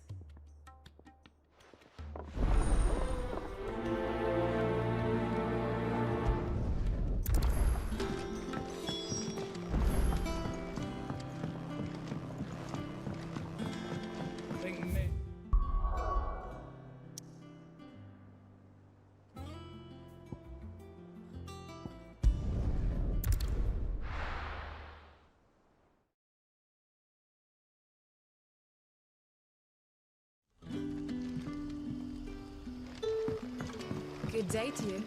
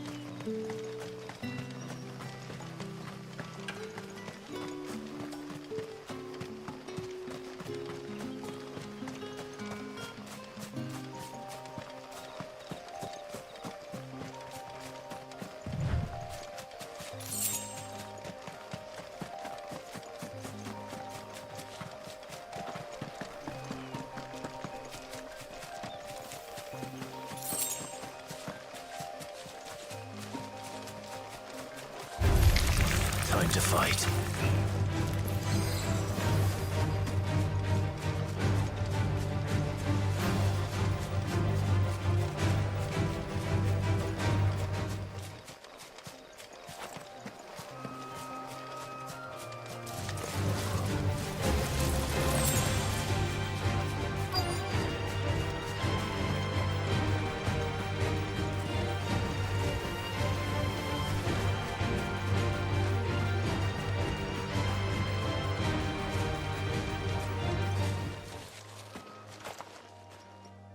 Oh, there you are, Sid. Thanks so much for coming.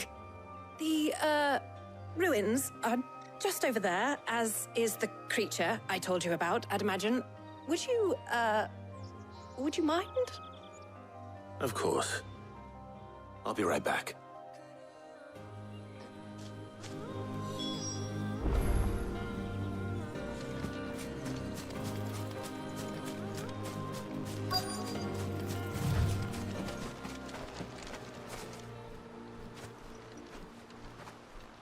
Anybody home?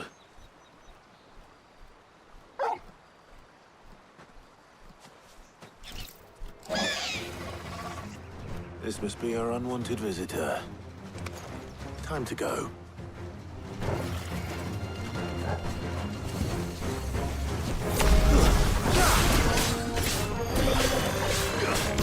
Nice try.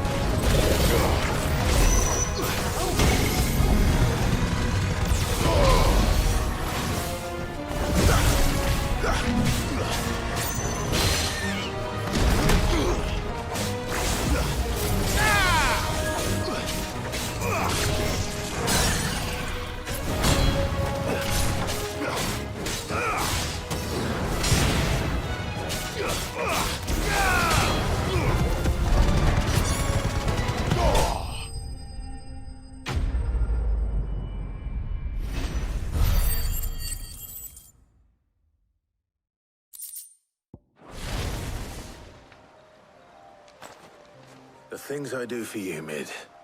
Sid! Oh, thank goodness you're safe. You shouldn't have any trouble now. Indeed. Well, don't let us keep you. We'll, see that everything is transported safely back to the hideaway. All right. I'll let Mid know you're on your way.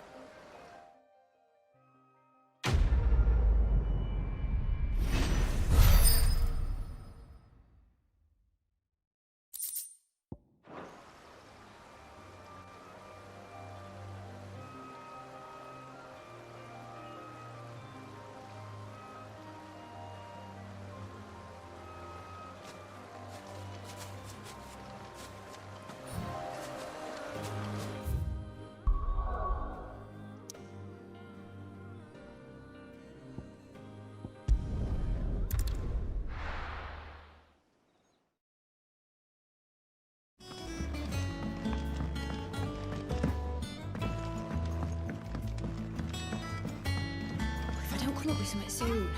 Mid. Helena has recovered the material for the helm. She'll be along shortly. Excellent. Another job well done. And just one remaining. Right. Right, the shielding. This one's a bit of a bugger. How so? The plating's enough to stop the engines going pop, but those things will still be spitting out enough fire to set the rest of the ship ablaze. Which is why you need proper shielding. A prism for the dragon's breath that's blazing away inside. I thought a triple thick layer of tempered steel might do it. Or more of the stuff that the Fallen use, but they'd both be too heavy. The helm and the plating are bulky enough as it is. Add any more weight and the whole ship would be at the bottom of the briny before we'd even started. I need something light. But I've racked my brains and I just can't think what would do it. Well, if I were in need of obscure knowledge, I know whose counsel I would seek. Hippocrates. Tomes? Yeah, well, I'd thought of that, obviously.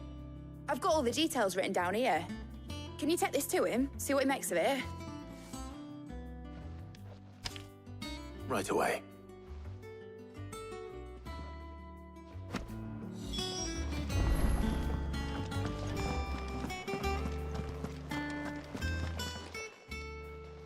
Harpocrates, do you have a moment?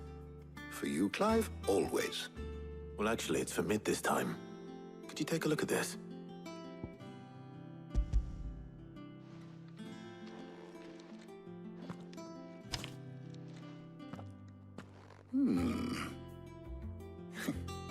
Shielding for a mithril engine? Whatever will that girl think of next? And what are these notes around the edges? She has some specific requirements for the materials. The shielding needs to be able to resist extreme heat on the inside, and yet remain cool enough on the outside not to set the ship alight, while also being light enough not to sink it. As you can imagine, she's struggling to find anything that meets her needs. I see.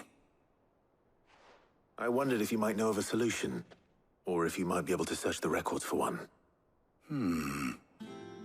Perhaps it is not a different material she requires, but a different approach.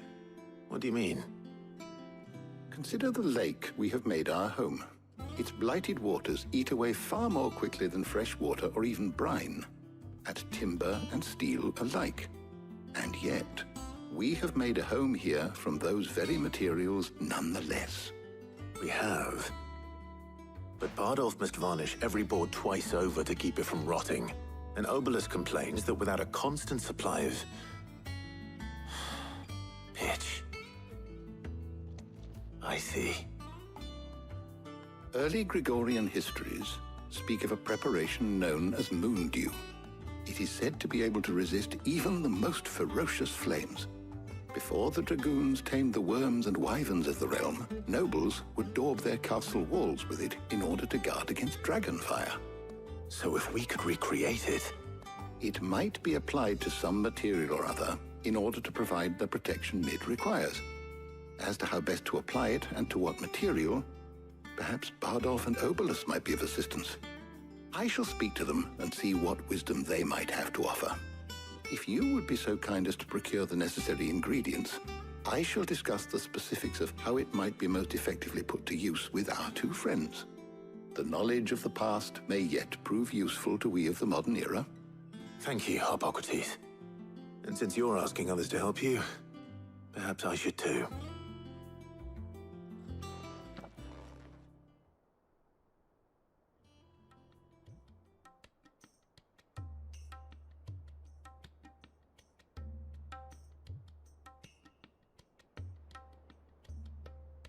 So you need a hand, do you? We do. I'll be heading to market for the ingredients we need. I could do with some help. And some company, too. The other can assist me in researching how best to prepare the shielding itself. Can we count on your aid? Always. Well, if Jill's game. Thank you. I am sure either of these fine young minds would prove indispensable in my research.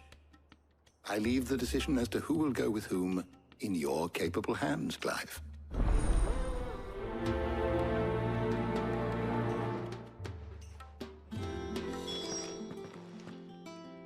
So, Clive, have you made your decision? Who will accompany you on your little excursion? Very well. So then, what do we need to find? I have taken the liberty of preparing a list. Here. White chocobo eggs. Pepio nuts. Are you sure this list is right? Everything on here seems very edible. I would have thought the ingredients would be a little more exotic. Though these items may seem mundane, they have potent effects that are rarely exploited, effects for which they were once highly prized. So much so, in fact, that they were harvested almost to extinction, hence moon dews having fallen from favor. Now, of course, they can be obtained with ease.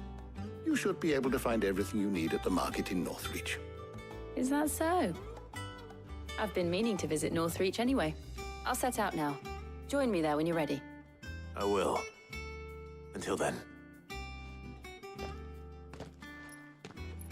You two enjoy yourselves. You too, Talia.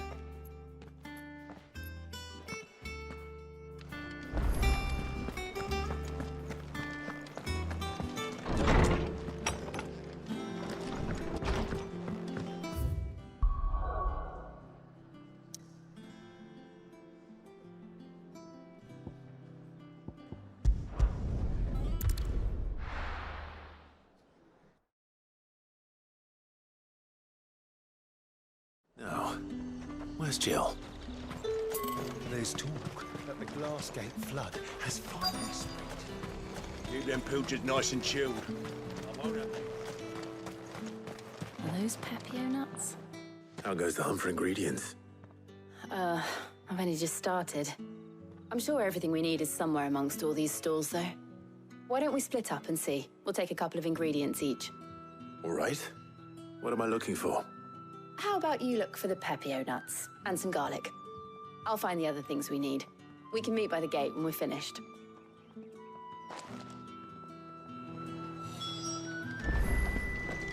Up! You'll not find a bruised picnic. Fresh cuts! Come and get them! What can I interest you in today? I trust it's all here.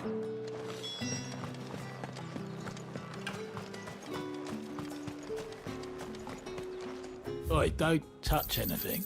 And that's everything. Let's see how Jill's getting on.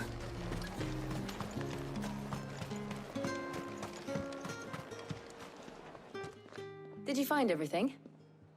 I did. Here.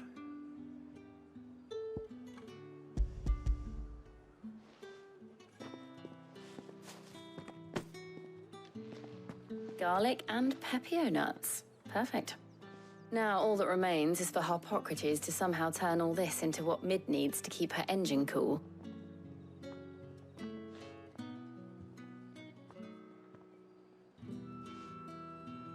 But before we head back, would you walk with me a while?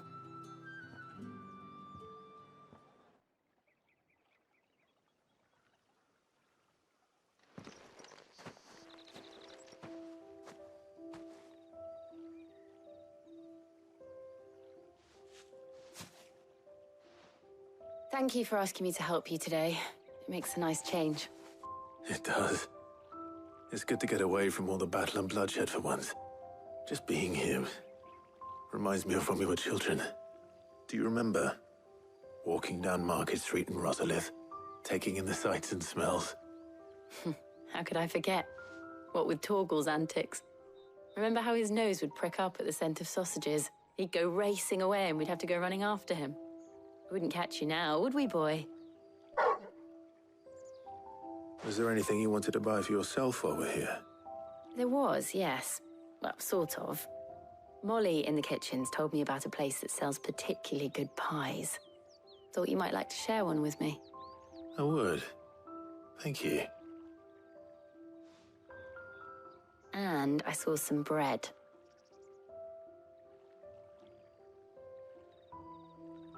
Big white cobs like the baker back in Rosalith used to make. What do you think? I thought we might get some soup to dip it in. But then I tried a slice of the butcher's dry-cured ham and it was just... oh! You all right? Sorry. It's just... you're right. I really do feel like a child again being here with you.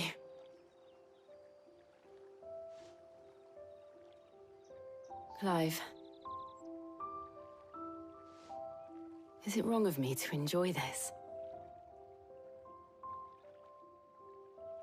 No, Jill. This is how life should be. And it's how our lives will be when our work is finally done. When we can live on our own terms. I hope so. Thank you, Clive.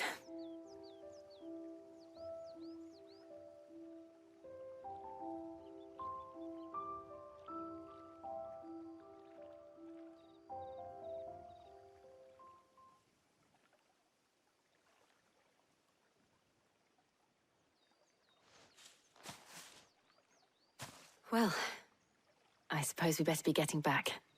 I need to give these ingredients to Harpocrates and Talia. I'll see you at the hideaway. Take care. I will. You too.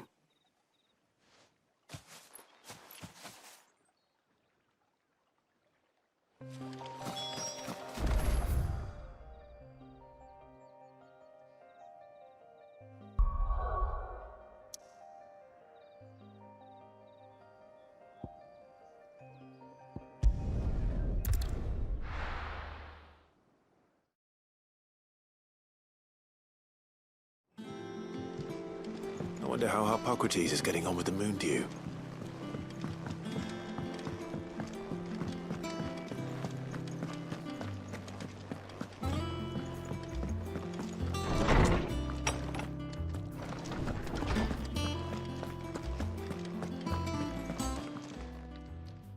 How's work on the shielding progressing, Hippocrates? Well, very well indeed. And thanks in no small part to your kind assistance. I was just explaining to Tarja how we might best go about preparing the moon dew. And now that we have all the ingredients, we may begin. You can count on me. I've mixed more than a few mysterious concoctions in my time. I'm sure you have. What about the shielding itself? Work is underway, under the watchful eyes of Bardolph and Obolus. Apparently, it'll be ready soon. Thank you. All of you. Right then. Jill, would you join me in the infirmary? Many hands make light work and all that. Of course.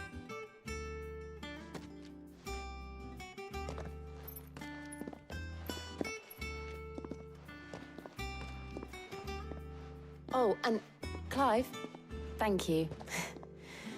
It was nice just being with you.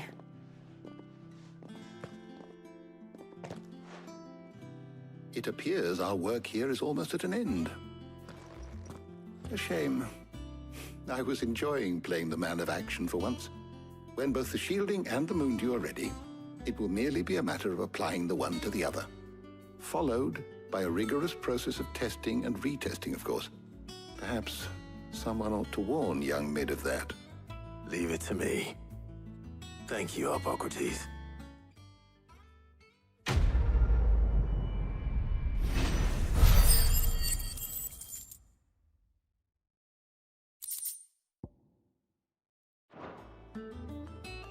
Well, I'd better go and give Mid the good news then.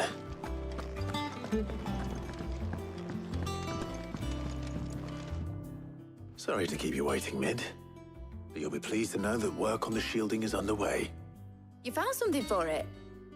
In a manner of speaking, Hippocrates knew of a substance that's highly resistant to heat. A coating that should provide the protection you need. He's supervising the construction and testing of the shielding as we speak.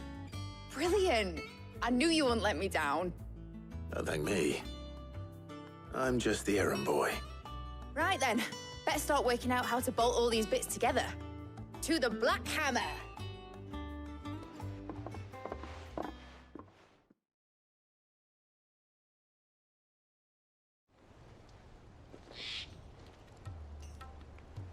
You know, when I got into the smithing game, I thought I'd be making swords and shields, not thermal bleeding didgeridoo-dahs. Displacement stacks. Same difference. Whatever you call it, I ain't putting it together in here. It's cramped enough as it is. Let's take this outside. Mid, you get all the parts lined up on the deck. I'll take care of the rest. On my way! Oh, and bring me the biggest hammer you can find. This is gonna require some precision walloping.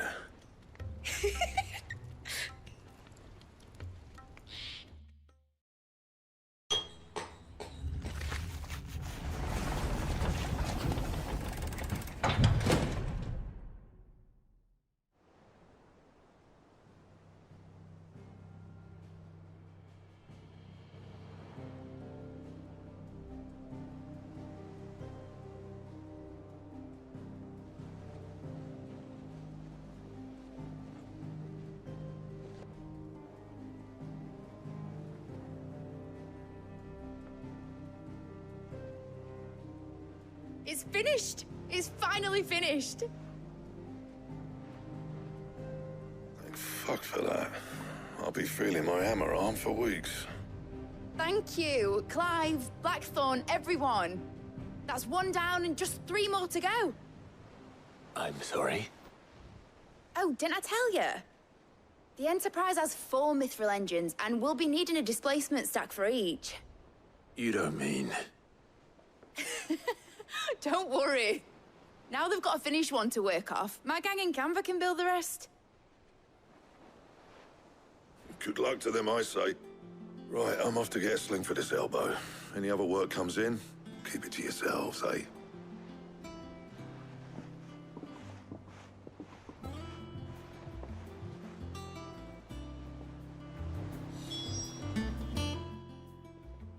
What's the matter? Nothing. Just daydreaming. Thinking about the Enterprise sailing off over the horizon to shores unknown. Searching for a land untouched by the Blight. Just like me and my dad planned. So if the worst came to the worst and every scrap of soil in the Twins turned black, we might still have a chance. That's what she was meant to be. You see, one last chance just in case we needed it. But now she's so close to being finished, I've realized I don't want her to be that. I don't want her to be just a lifeboat for us to cling to if things get desperate. I want people to sail aboard her by choice, not from the lack of it. In a world where we're not just trying to survive, but where we can actually live. I'm working on that. And I'll do everything I can to get you what you want. Don't you always? All right. My mind's made up. As soon as the Enterprise is fit to sail, I'm putting her under your command. Sod our plans, I'm trusting in yours. Are you sure about this? Something tells me it's what my dad would have wanted. He'd be proud of you. You were gonna visit his grave, weren't you? I was. And you can come too, now that your little project is finished. Right. There's just one thing I need to finish up first. Won't be a mo. All right. I'll let Otto know you're coming. Meet us in the mess when you're ready. Aye, aye, Captain.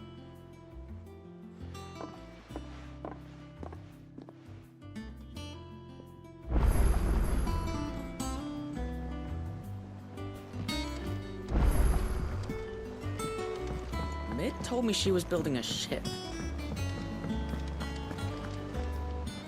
All right, Clive. Asterix. We'd finished sending half the hideaway traipsing across the Twins, has she? I swear, that girl'd do anything to put off visiting her old dad's grave. No excuses now, though, eh? Not quite. She said there was one final thing she had to take care of. I'm sure she'll be finished soon enough. She said that? In those words? She did, yes. Clive? Were you born yesterday or something? There is no thing. She'll probably be halfway to Canva by now. Mid. I might still be able to catch her.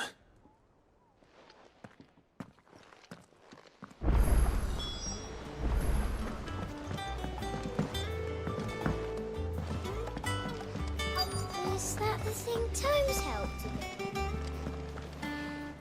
Obelith, have you seen Mid? Yep.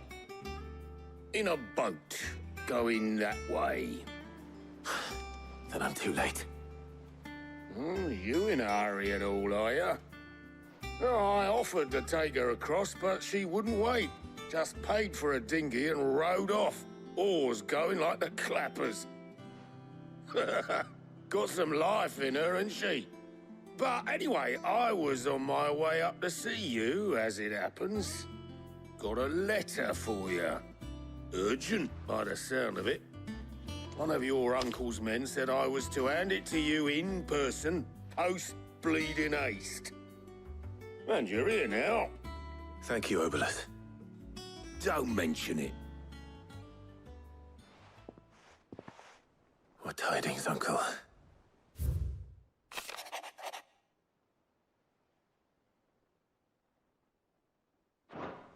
Trouble in Canva. Well, I'll need someone to keep an eye on Mid.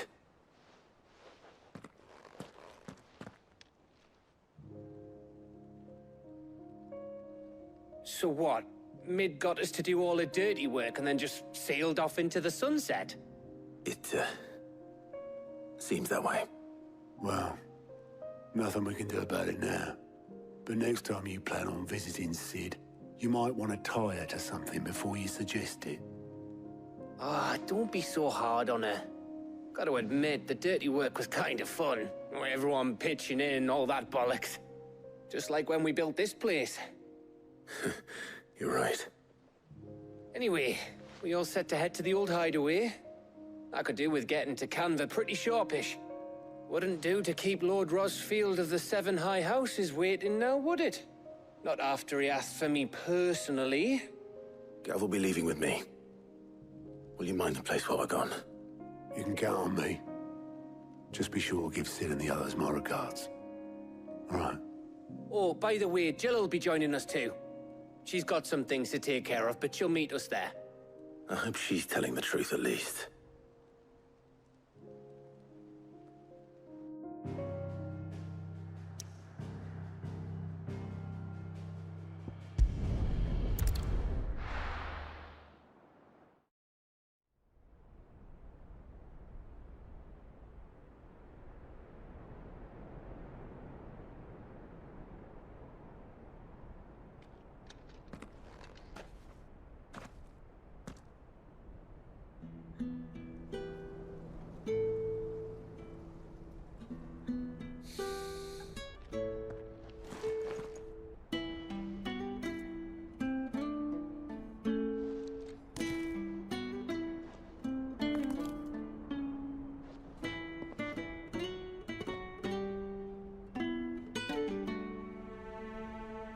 Well, Sid, I remember what you told me.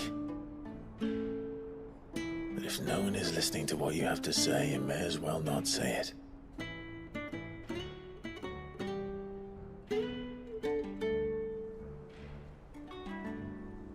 But I will say this, old friend. Hugo Kuka is gone. His shadow looms over us no longer. It's a pity the Phoenix can't be in two places at once. If he'd have been with us, maybe he could have done something for the lost. Not even the Phoenix can bring people back from the dead. Life has a beginning and an end. So we must live while we have the chance. Not as slaves to the crystals, but as free men. May we join you?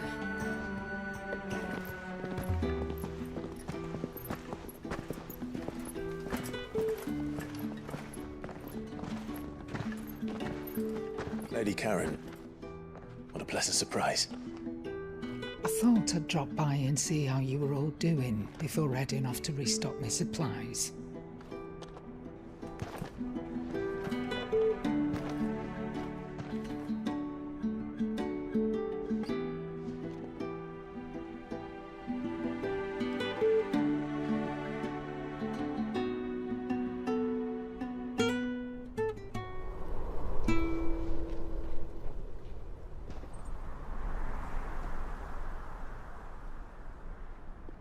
It wasn't the most scenic view back then, but it were never as bad as this.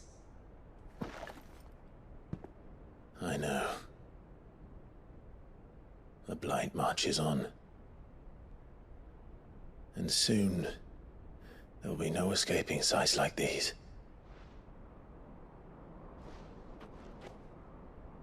So our mission remains unchanged.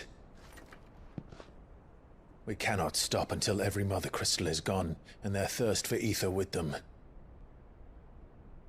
The only one that remains in Storm is Drake's Tail in the Crystalline Dominion. Our next target.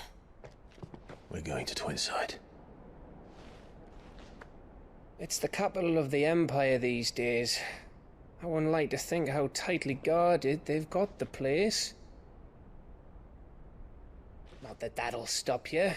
But we do well to scout it out before you go charging in. We would indeed. If you're off to the Dominion, you can take this great lump with you. Goods. Oh, I am sorry. Have you forgotten you're the most wanted man in the Twins? I thought you might like to disguise yourselves as the attendants of a travelling trader. Assuming you've no better ideas. You wanted to buy yourself some tools, didn't you? Well, now's your chance. You're letting me go? With them? Oh, thanks, Nan! Stop that! You'll break me bones, you great galoot!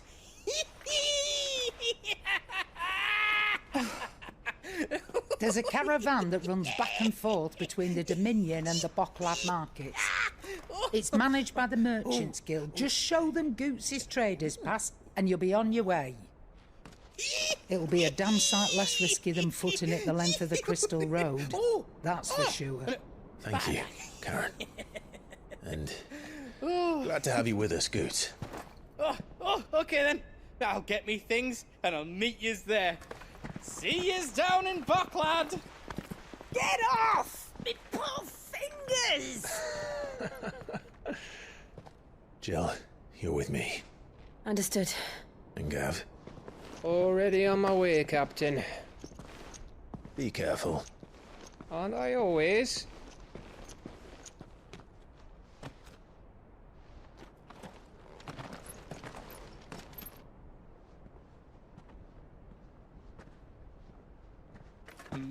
Do you see that, Sid? Your protege's making a proper little outlaw of himself.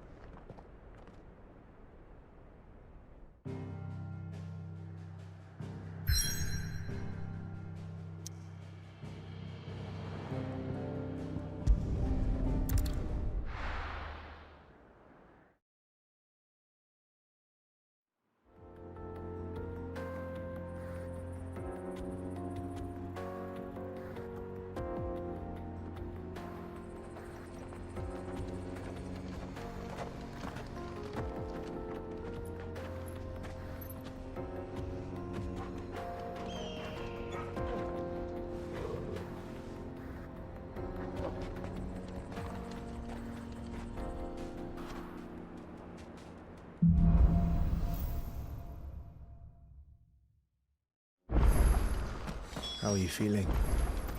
Better. Thanks to Taya. I'm glad to hear it. And Torgal helped too. Didn't you, boy?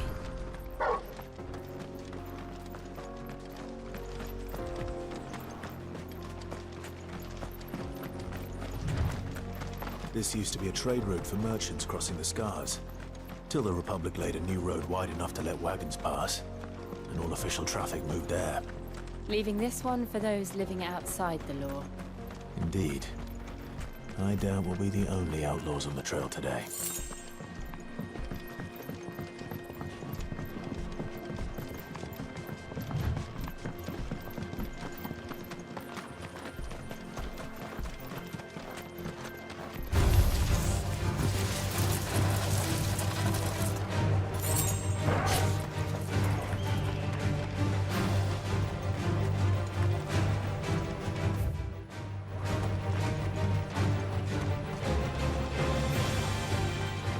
So what do you think?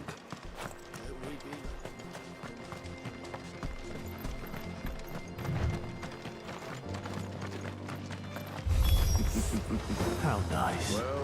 They have a hideaway of their own. And if you ever want to see it again,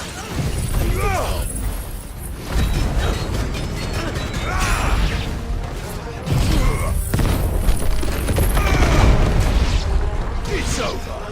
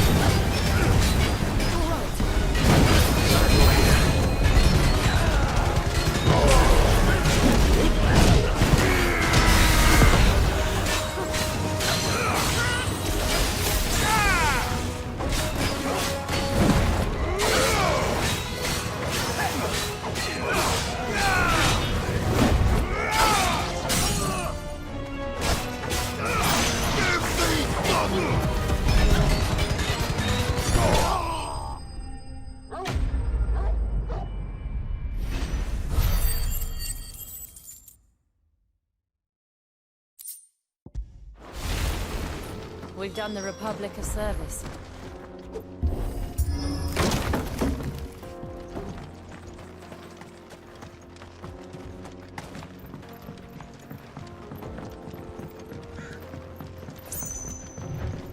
I see the Dalmex lag behind Rosaria when it comes to bridge building. The fallen ruin should hold, at least. The path continues on the other side.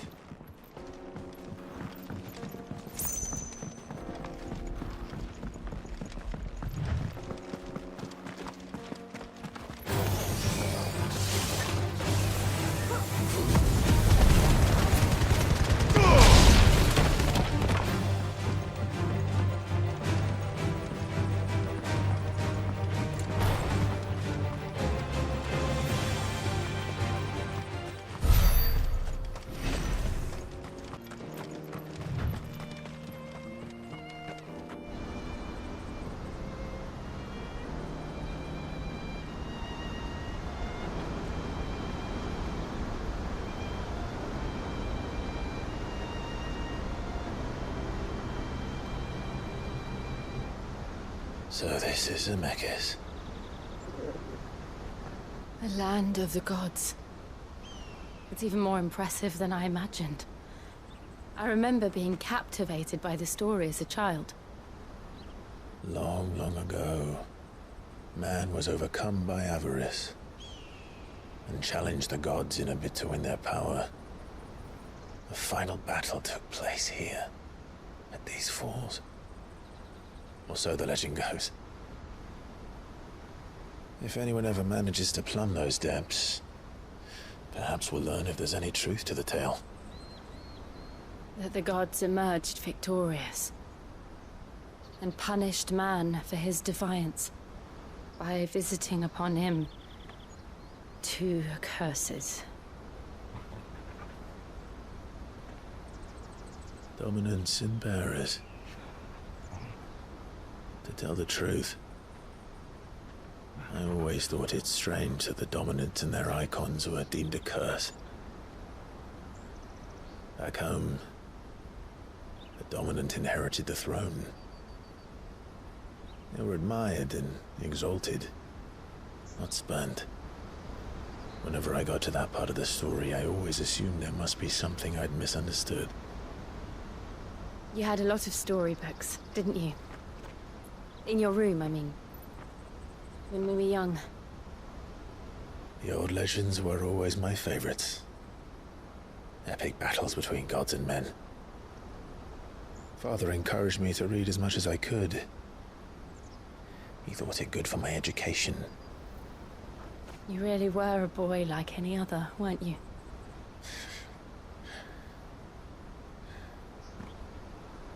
Just look at this place.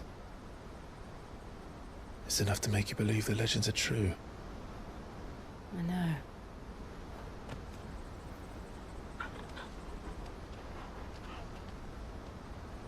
We're not far from Boklad. The road will be busier up ahead.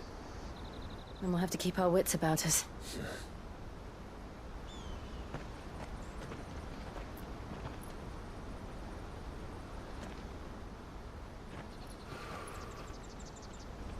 Clive? Something wrong? Nothing. It's nothing.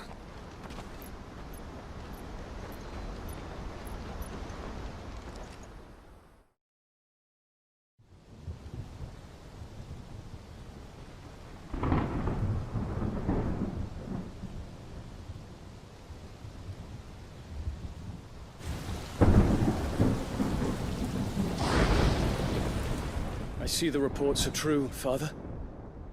You have surrendered the throne to Olivier. I have. Emperor Olivier shall rebuild the Holy Empire of Sanbreque.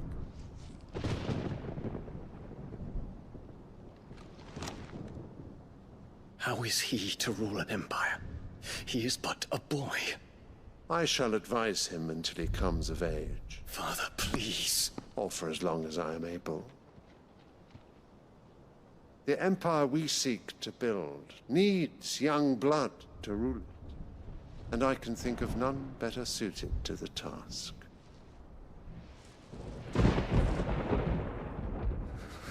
There is other news, Dion. Hugo Kupka is dead, and Drake's Fang destroyed. The pillars of the Republic have fallen. Ere long, the Imperial banner shall fly over every city in Storm. And then Valisthea. All shall bow before their Emperor. Father, these are the words of a tyrant. They are the words of a god. The Emperor whom I gladly serve. Great Grieger, made flesh.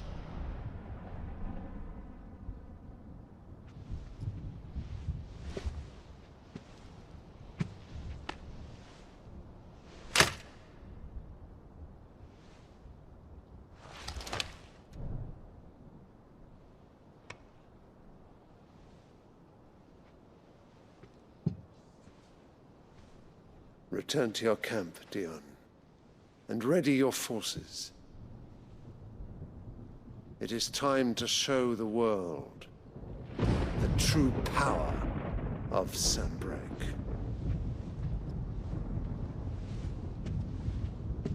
Father, I find you much changed. Is this truly the path you wish to tread? Or are these the ambitions of another? Of Ultima, perhaps? What nonsense is this? I speak my mind, and my mind only. Though I do owe Annabella thanks for reminding me of certain truths regarding the nature of nations, of rulers, and of the divine. You would trust the words of this traitress? She betrayed her country. She slew her husband. You have ever been an invaluable servant to Sanbreque, Prince Dion. I trust you will continue to serve your Emperor in the wars to come. The canker! Silence! Insolent wretch! You will bend the knee. All else is heresy. Sire, forgive me. This audience is over. Come, your Radiance. The Rowena Syndicate awaits your pleasure. Oh, not another meeting with silly old men. They're so boring.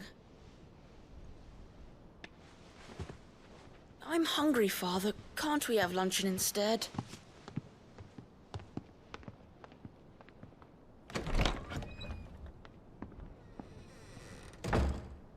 Does it pain you that you will not inherit your father's throne? I have suffered worse.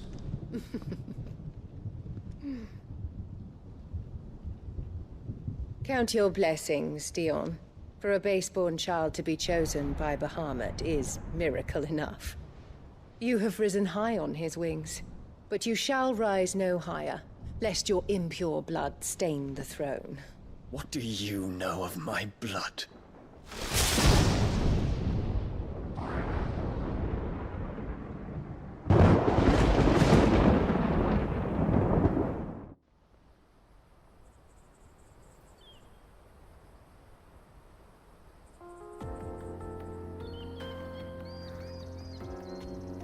The Boklab markets are to the north. We just need to hug the coast.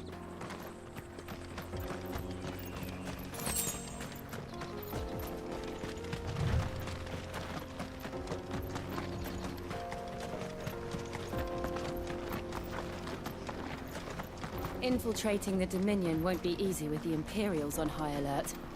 No. His Radiance has lost one capital already. We can be sure Sylvester will do everything in his power to hold on to Twinside. His troops are well-trained and increasingly battle-hardened. But It's not as if we can wait for the siege to end.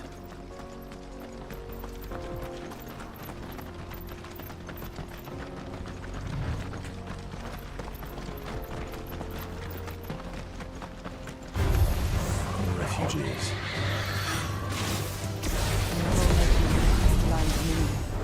Because they don't know how to live without the crystal's blessing.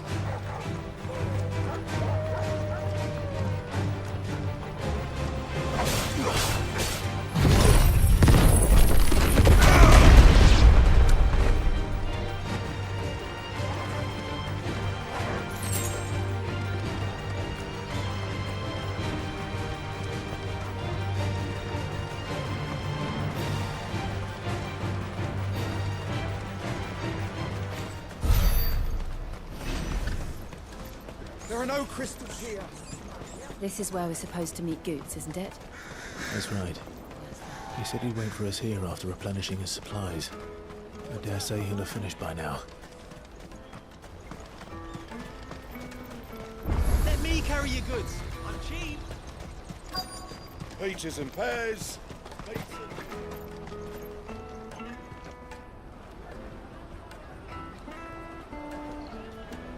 Wonders from across the water. Come one, come all. Feast your eyes. Good sir, can I interest you in...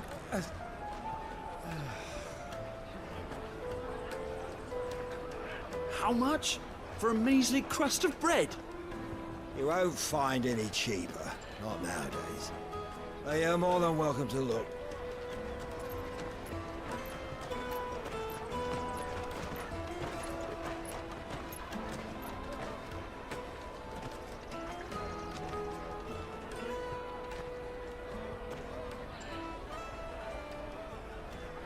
The Empire's unlawful and illegitimate occupation of the crystalline dominion is still in effect. Only those whose business in Twinside has been officially approved by the Republican Army will be permitted to cross the border.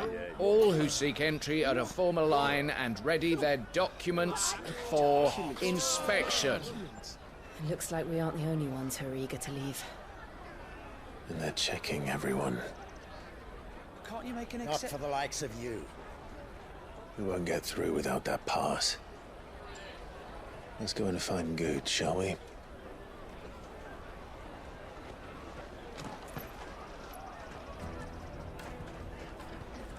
He must be around here somewhere. Taste my peaches! They're sweet as nectar! I'll take the large one. Ah, Good. There you are. Clive, I'm so sorry. Don't tell Nan, will you? Slow down, Good. Just tell us what happened. It's me trader's pass. It's gone. We cannot ride the caravan without it. We won't even be able to get through the flipping checkpoint. Do you remember when you last saw it? It was in my pocket a minute ago. Then a bairn bumped into me and... Yeah. You don't think that they might have nicked it, do you? It wouldn't surprise me. A busy market like this is prime territory for pickpockets. So, to get the pass back, we need to find this child. Where would we even start? I know where! I've got a pal in Bock lad who might be able to help us. No one knows more about what goes on round here than she does. Where do we find her? She's the owner of the Crimson Caravans, up that way. Sign's got a red chocobo on it. No time like the present. You two go on ahead. I'm gonna check the rest of my stuff, make sure no one else is missing. All right. We'll meet you there.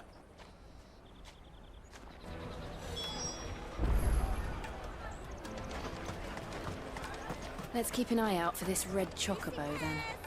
And the other on our purses. Next to the checkpoint.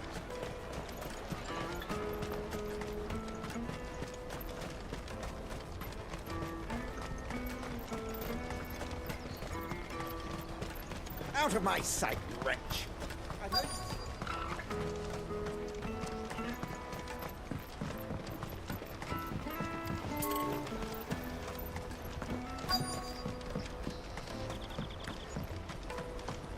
Bloody crimson caravans. There's customers. Leave some for the rest of us. Looking to hire a coach?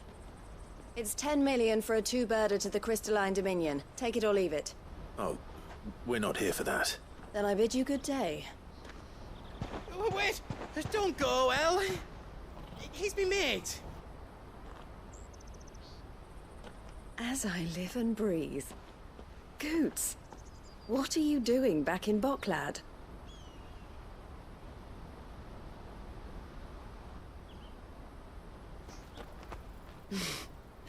I gather Lady Karen didn't send you.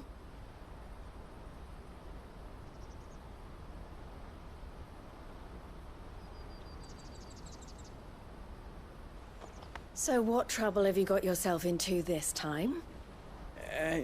It's me trader's pass. It got stolen. By little Ben. Of all the... You're the size of a marble. Honestly. Ugh. Goots told us that you know the markets well. Might you have an idea which little bairn could have done this? We don't intend to punish them. We just need our pass back. Then, we can be on our way. I see. So neither of you has a trader's pass either. Not that anyone would take you for traders, but I suppose that's why you came to me, correct?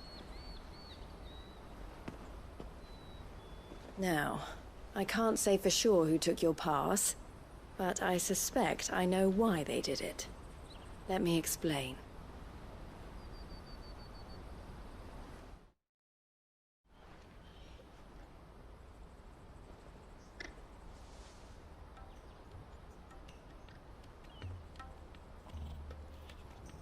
Ever since the Fist marched on the Dominion, the Republic has been clamping down on any commerce that might aid the Empire more than it does us. Which means traders' passes have gone from being merely a way of easing one's progress to being essential if one wishes to cross the border at all. And with demand outstripping supply, they've become a precious commodity, leading some to seek to acquire them by less than legitimate means. So the children are stealing passes to sell on the black market? Yes and no. Passes are inscribed with the names of their owners, and yet none of the victims' names have appeared on the register of those passing through the checkpoint. Which means? That someone is doctoring the stolen passes.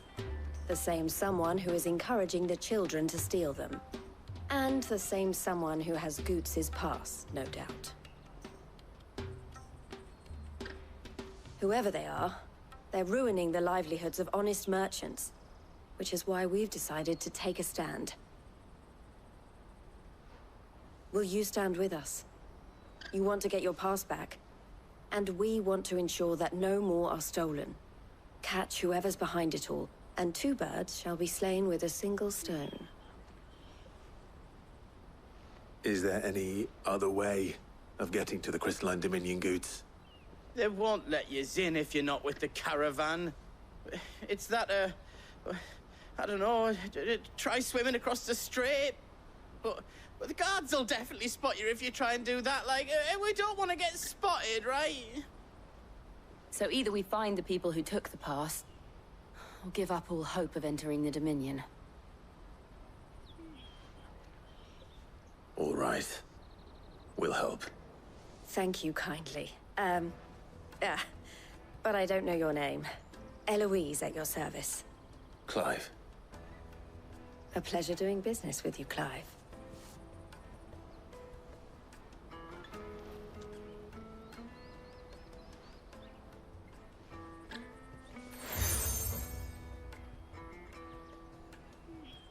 The proprietor of the furniture makers by the coach stop is spearheading the search. Wear that, and he will know you for a friend. I suggest that you speak with him first. The furniture makers. Understood.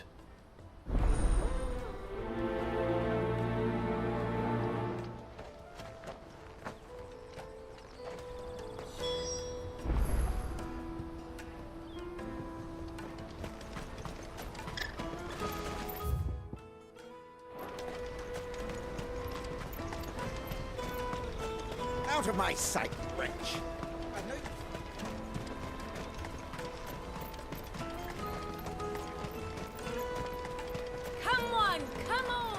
Jug of snake spit for the road?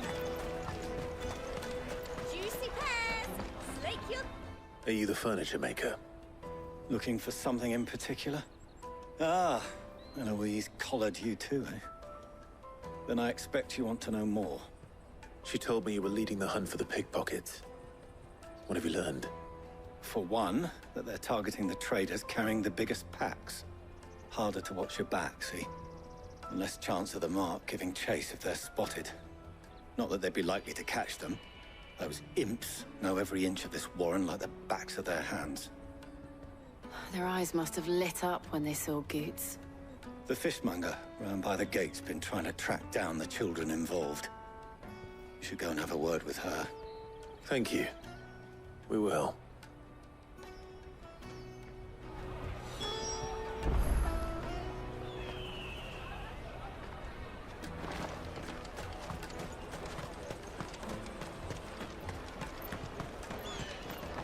Come, taste my peaches! They're sweet as they... You should come with me to the Dominion. Life... Fish for sale! Fresh sorted and smoked! Can I interest you in... Ah, sorry. Message from Eloise, is it? She's asked me to help her. To help you find the pickpockets. Is that so? Suppose I better tell you what I know, then. For one, this isn't a family operation.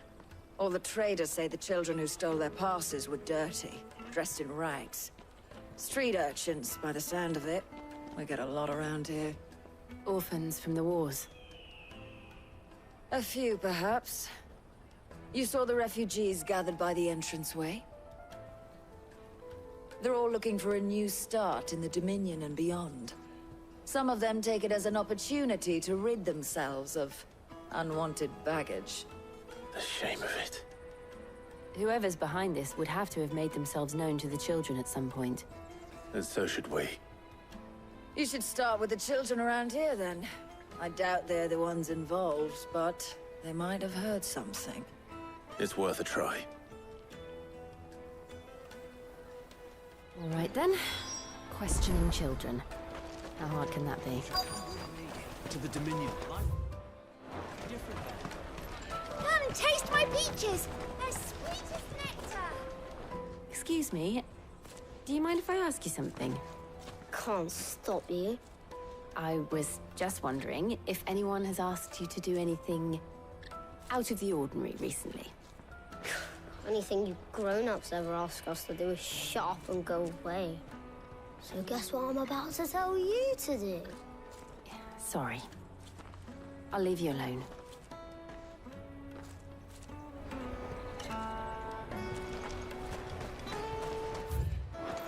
I'll take them down.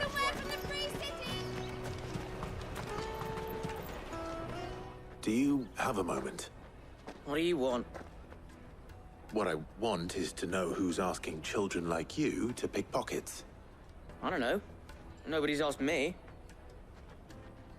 What's picking pockets? Do you get paid for it? No, you get in trouble for it. So if they come calling, you know what to tell them. Caravan stops next to the check. Jug of snake spit for... Excuse me? What do you want? I don't have any money. It's all right. We're not going to hurt you. We just want to talk. What about? We've heard that some very bad people are making children like you steal from travelers. We need to know who's behind it so we can stop them. I don't know much about it, really. But my friend, Honza, he said he got a job doing something dangerous. Sounds promising. We need to find him and ask. Do you know where your friend might be? He's usually by the tents outside town. Thank you. You've been very helpful.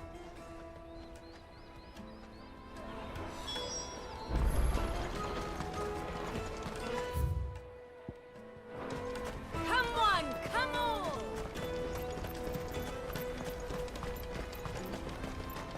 Peaches and pears. Pizza. Let me carry your goods. I'm cheap.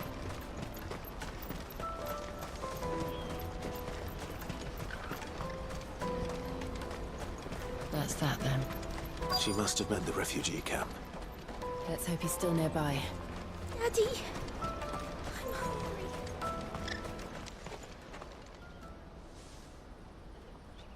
That big fat donkey was easy pickings.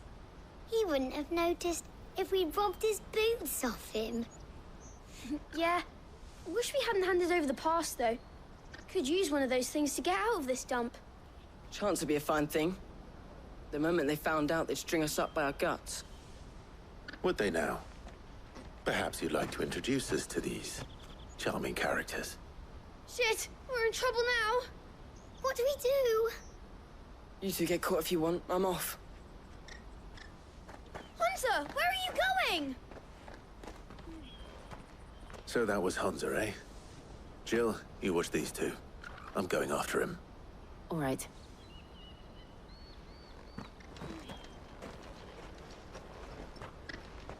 He can't have gone far.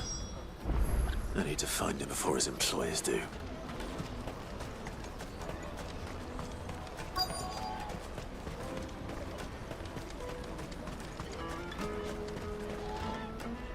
Did you see a boy run past? He stole something from a friend of mine. There was a boy ran back there towards the chocobo pen, but... Thank you.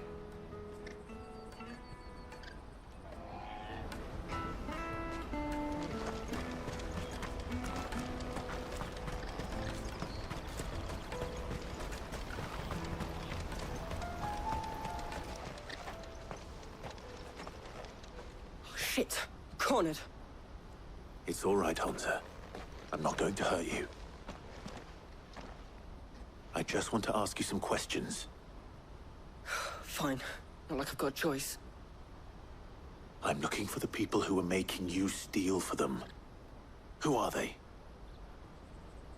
Call themselves the Carstones. They said they'd give me good gill if I did what they told me. I knew they were bad, but bread doesn't come for free. Didn't come at all half the time, before I started buzzing for them.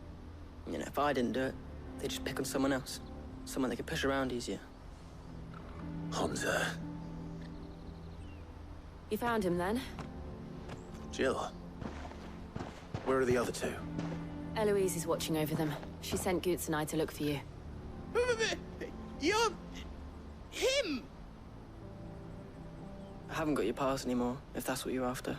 I gave it to the Carstones. Whatever you do to me, I can't get it back. Not that I go against them anyway. If it weren't for their gill, me and my mates would have starved.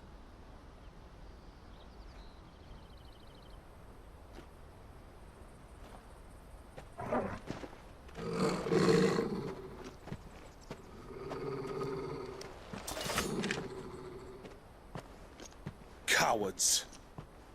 You will not force another child to do your bidding. Wait, we're not... Don't hurt him!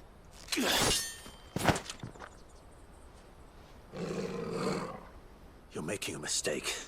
We're on the same side. Like hell we are. That brooch. Where did you get it? Master Theo. Goots. What are you doing with these people? Unless you're the ones my sister was talking about. Your sister?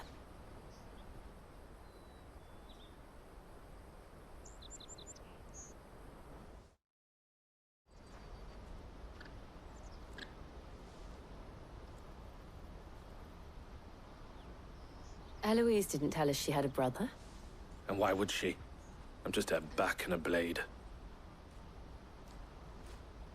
Theodore, at your service. Sorry about before. Theodore, what do you know of the Cast Stones? Vultures who have made Boklad their hunting ground. They prey on the desperate, stealing from those with gill and bullying those without it into joining their flock. I'd been looking into their activities in hope of sparing the refugees any further hardship. But it seems they've already stooped even lower than I'd feared. Hansa's a good lad. Don't blame him for what they've made him do. If he and his friends hadn't agreed to work for the Stones, some other poor souls would have. on pain of death, most likely. Clive, was it? And my sisters asked you to help put an end to the pickpocketing. Then we all want the same thing.